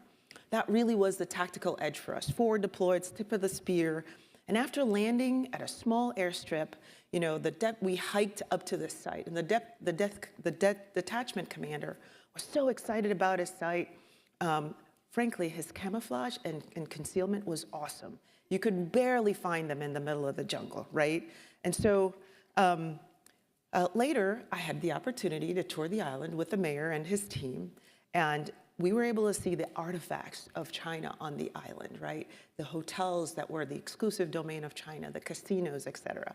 But what was really, as I reflect back on that experience, the staffer was really excited about our partnership. He's like, "Ma'am, look, we were able to source, local network cables and routers and Wi-Fi pucks that you guys forgot at home.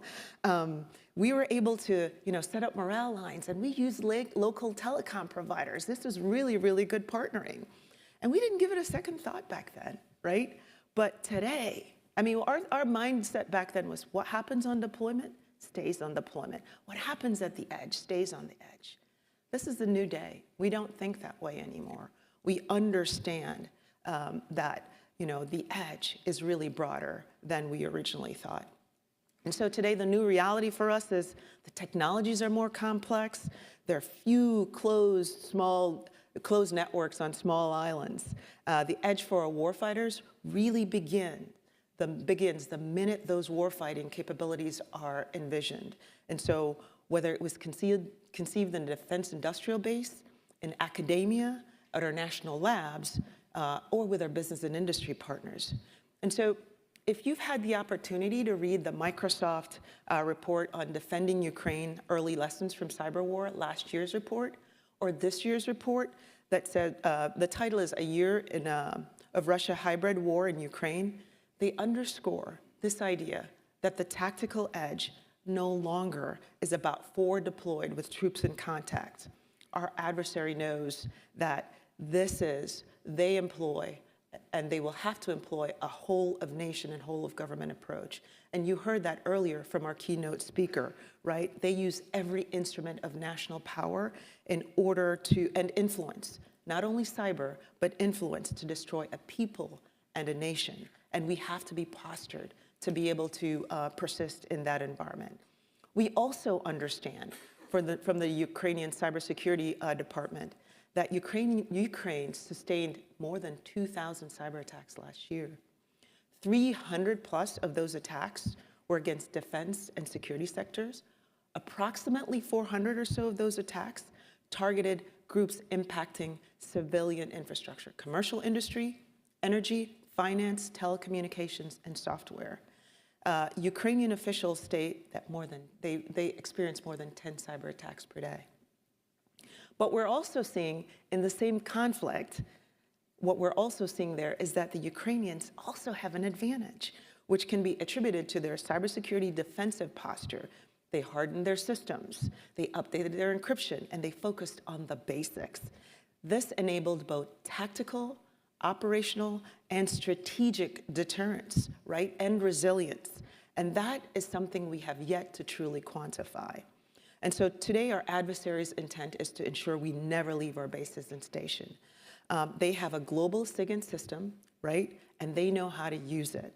And so as I reflect back on my time on that island and the change in the paradigm that we're seeing right now, it is with this idea that as we think about our intelligence prep of the battle space to determine our readiness, our operational readiness, and our risk to maneuver, it is to be able to think about the adversary driven by an intelligence construct that tells us that that seemingly innocuous Wi-Fi connection at the airfield or the tactical site creates a ton of opportunities for the adversary. We also know that the signals and data emanating from our sensors now and our weapon systems can be decrypted, that our platforms that employ poor or obsolete encryption are access vectors for our adversary. And local vendors in telecom, we have to understand, our warfighters now know, we have to understand how that data traverses, that local telecom. And finally, for our new weapons capabilities that are developed, we have to understand that there may be an advanced persistent threat because of the threat to the DIB. In the Marine Corps, we say every Marine is a rifleman. In this new arena for warfighters, we are seeing an evolution where every warfighter must be a cybersecurity sentry. And so why does this matter? Why does math matter?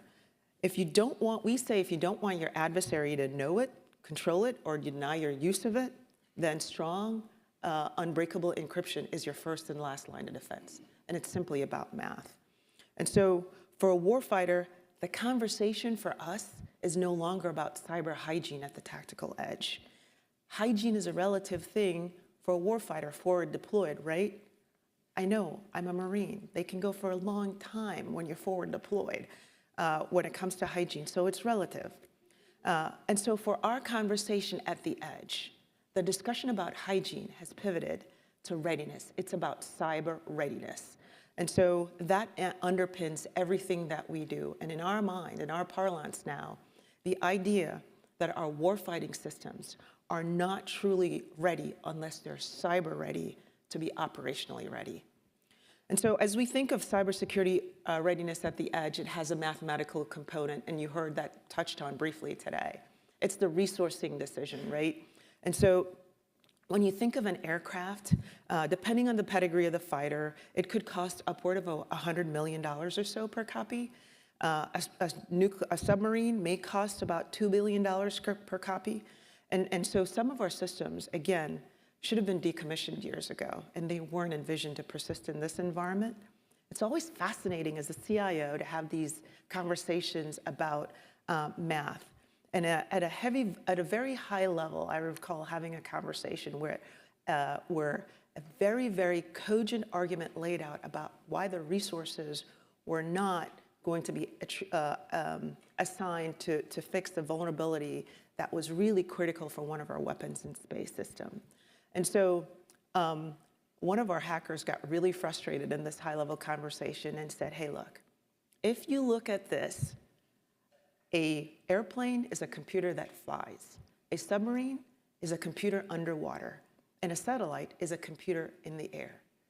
Give me poor encryption, poor math, and a little bit of time, and I will hack your kill chain.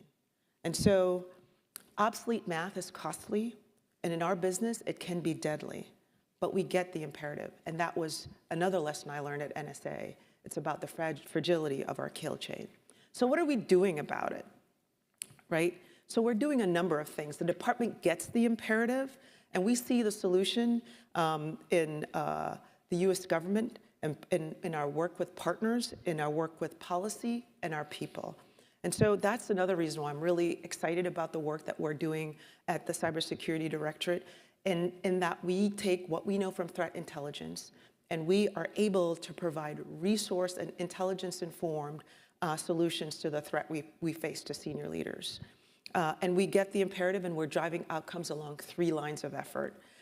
We know that yesteryear's supercomputer is today's laptop. And so our 3 priority areas are, first, modernize your encryption and posture for quantum. The second is eliminate vulnerabilities in our weapons and our most critical networks in our weapons and space systems. And our third is protect the defense industrial base.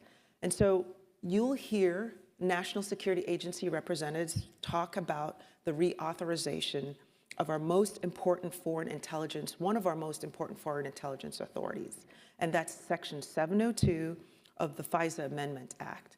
This is a critical enabler for cybersecurity of our nation's warfighters. The mechanism that it provides enables us to use the foreign signal intelligence that we gain to feed cybersecurity threats, and this authority aids in our ability to identify and take down ransomware actors and criminal cyber groups while protecting our nation and our citizens. So in concert with partners, we see cybersecurity as the ultimate team sport. We work with Cybercom in order to have unity of effort to be able to get after the threat. We work with the interagency, strong partnerships with FBI, CISA, and Homeland Defense and others. And I'll give you an exemplar. Most recently of that strong partnership with CISA and others.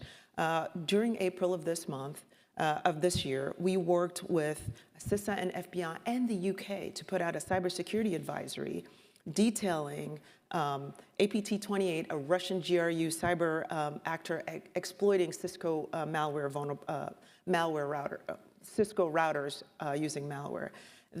Cisco is a key part of not only our military networks, but also our civilian networks. And so this has edge concern for the Department of Defense. Industry is also a great partner. We are finding that one of our most capable partners is industry. They have broad SIGINT apertures, just like we do, and they have a global reach. And so as we work with them, and one of the things that we did at the National Security Agency was establish what we called the Cybersecurity Collaboration Center. And the Cybersecurity Collaboration Center, their remit is to get left of the threat and get left of theft, and to limit our concerns that we have at the tactical edge. We have to be proactive versus reactive in this space. And so they're located outside the fence of NSA. They create public and private partnerships with the DIB ecosystem, which is critical for our warfighters at the tactical edge. As you think about the DIB, right, that organization, it's not a monolith, right? So our understanding of the DIB keeps growing. And so if we were to try to characterize it, we think about the big 30 DIB companies. As we decompose that, we're learning that the DIB is also composed of 30,000 additional contractors. And as you decompose that further, we've got about 300,000 unique companies under $1 million, small and bigs, that are part of that DIB. They all create opportunities and risks for us in the cybersecurity space. And so we've got several examples of our work with the DIB, but most importantly, we have a really good example of, most recently, we worked with a partner where we realized that a Chinese APT was exploiting this partner network. And so using SIGINT really, really quickly, we made that information available to the partner. And what we found is, as we shared with the partner was able to see that activity in their enterprise. We were also able to share broadly with other partners. We worked with that organization. We worked with CISA, FBI, and others. We were able to develop hunt guides, share that broadly.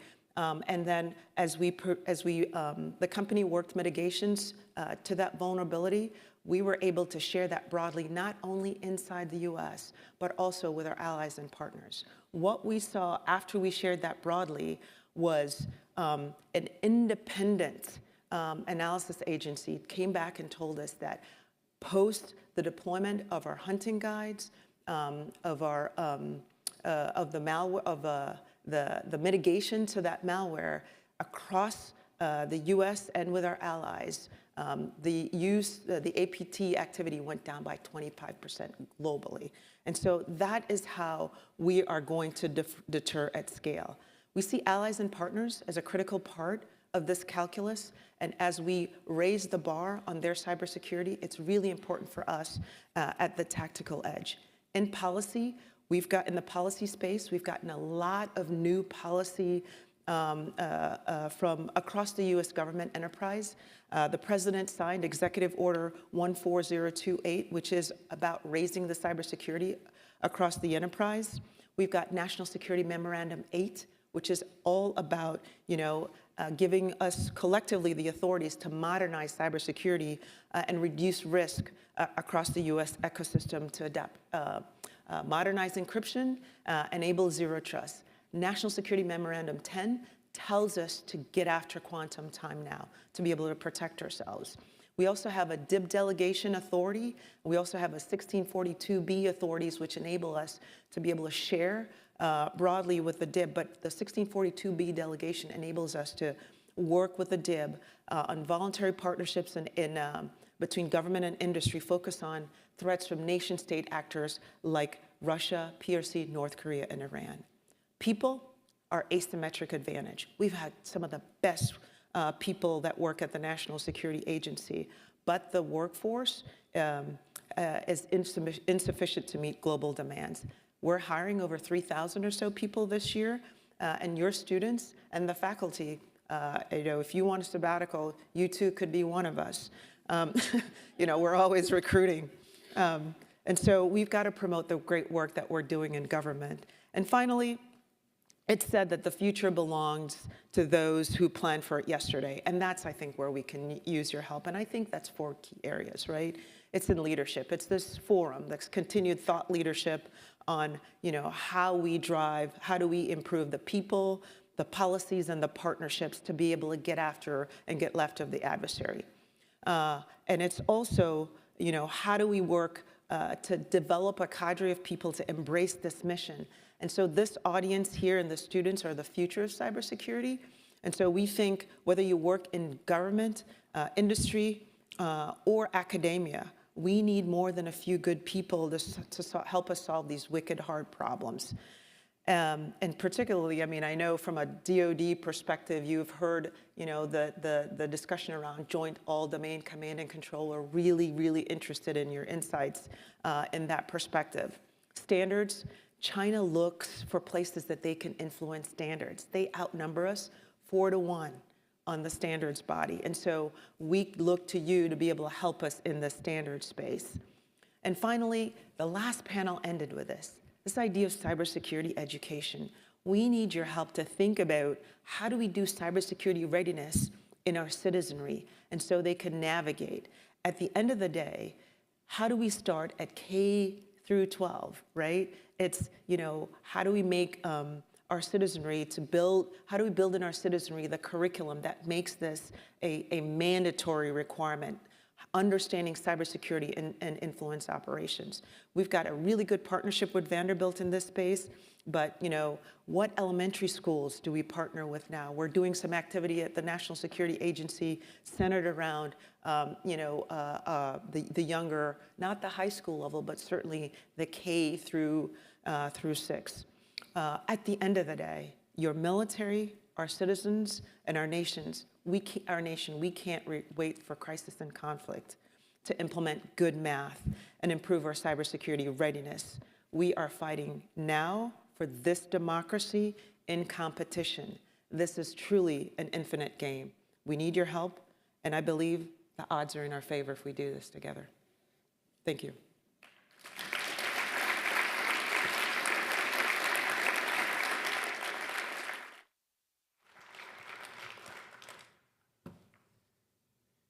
Thank you, Lauren. That was fantastic. I know we do have time for a few questions. I've been pulling them off the website, so appreciate you entertaining those. First one's pretty broad, but based on your talk, if you can narrow it down to one thing, what is the biggest concern you have as it relates to cybersecurity and the U.S. Department of Defense? Yeah, that's a really good question. I think it's the democratization of the technology. Right, as you think about, for me, at the edge, I'm thinking, wow, what happens? How do you respond to a ransomware at the tactical edge, right? The technology is so prolific, the barrier to entry is really, really low, and so our warfighters need to develop the resilience to be able to persist in that environment. The speed and scale of the adversary. I think it's really insufficient for us to rely solely on the exquisite cyber force to be able to provide threat response. And so some of the things that are going on in the department, I think we should be really heartened by. Where, if you think about Kessel Run and what that group is doing, a lot of the services are thinking about how do they do secure application development, because it's all about the data at the tactical edge. And even for my own service, I mean, a couple of years ago, this idea of, doing software development at the tactical edge was an anathema. But now, what we know based on the pernicious nature of the adversary and the speed and scale at which they can move, we have to be able to respond to operate in contested and congested environment, but also fight through hurt. The other piece of that is, one, the low barrier to entry, the pernicious nature of the adversary, but also we have to be able to inculcate inside the services and across the department to be able to maneuver based on intelligence. It's intelligence support to everything. Intelligence support to acquisition, right? Which is one of the things that, I think we're getting the idea that, these weapons and space systems that we have, our networks that we have to be able to persist. And we can't, putting that burden solely on the warfighter at the edge when we deliver capability is insufficient going forward, and that's why you see the department trying to get left of the theft, left of threat in our work that we're doing with the defense industrial base, but also the work that we talk about we're doing with partners. You see the CISA team here, and that is so important because the work that we do on the homeland is critical for the work that we will do if we're given the requirement to deploy, right?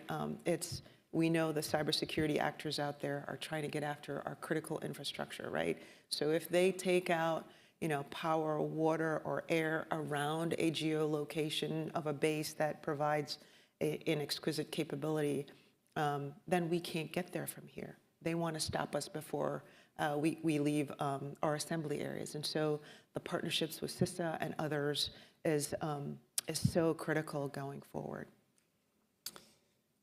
So we are grappling with how to modernize our future capabilities and how to secure our legacy systems.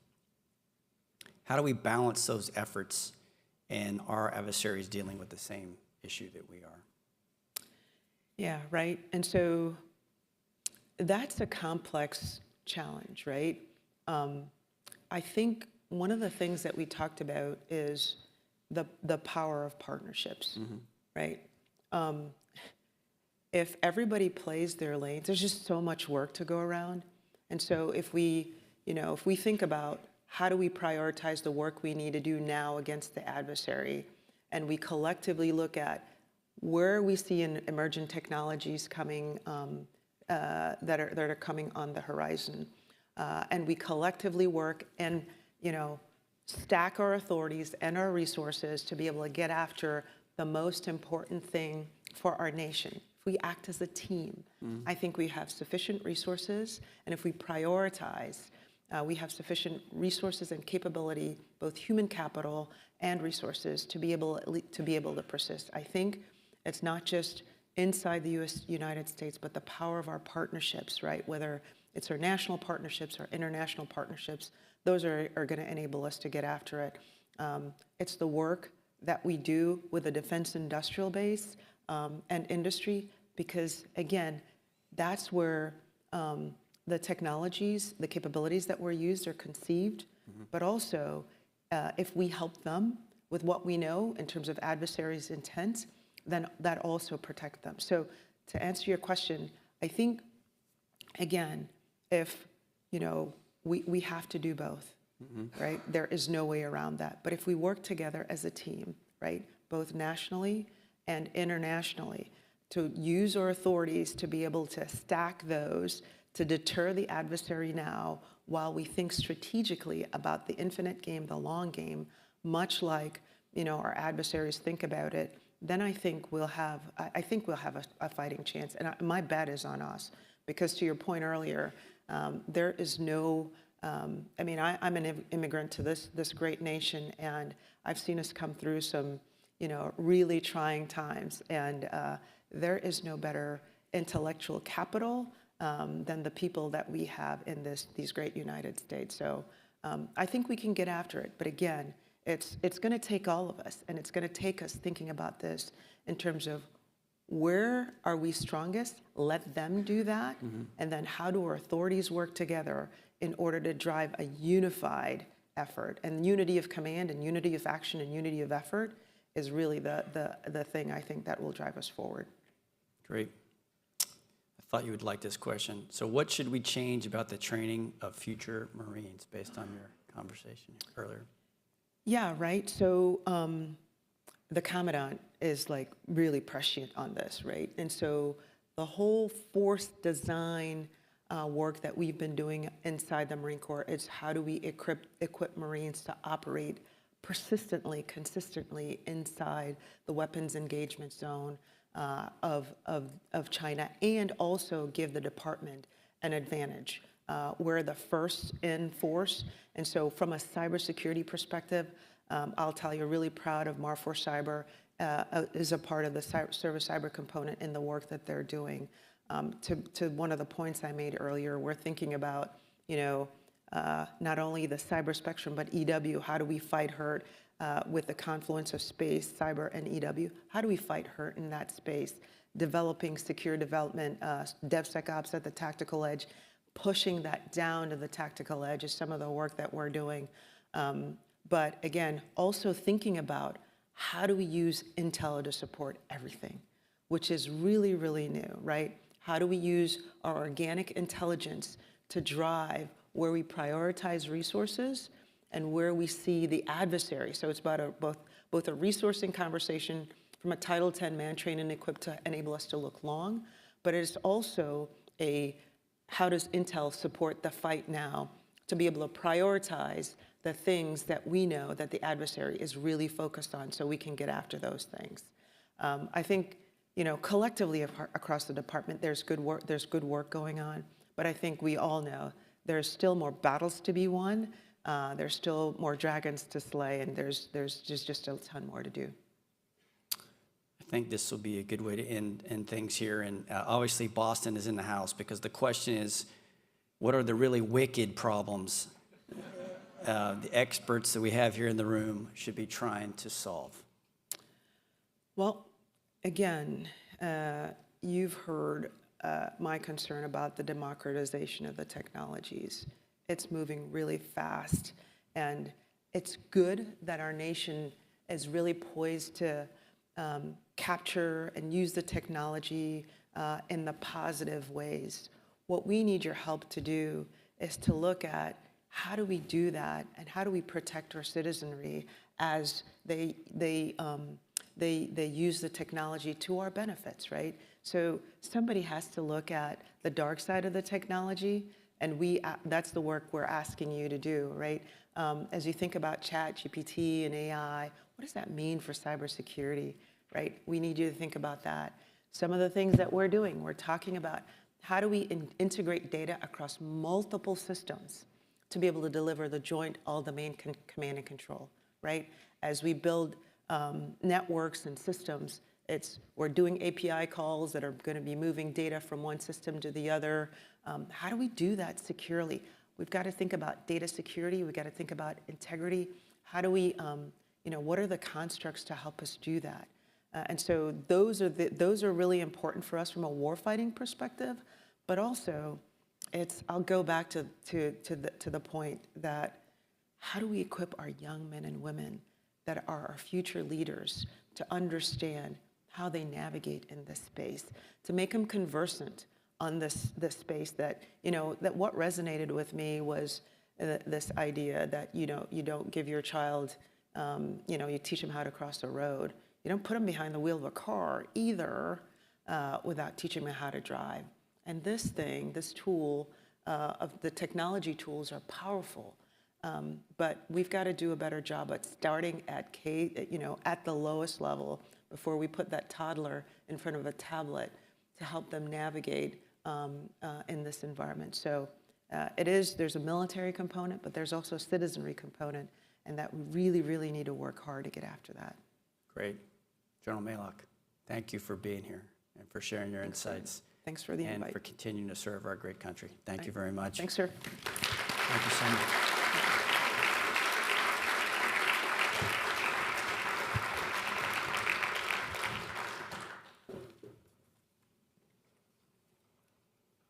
All right, thank you again, Major General Maylock, for that tremendous presentation. And that does bring us to the end of today's events, at least the ones in here. We do have a reception plan that will begin immediately on the SLC patio and quad. Just head out that direction. That will present us an opportunity to continue to engage with each other. Also an opportunity to have some appetizers and drinks.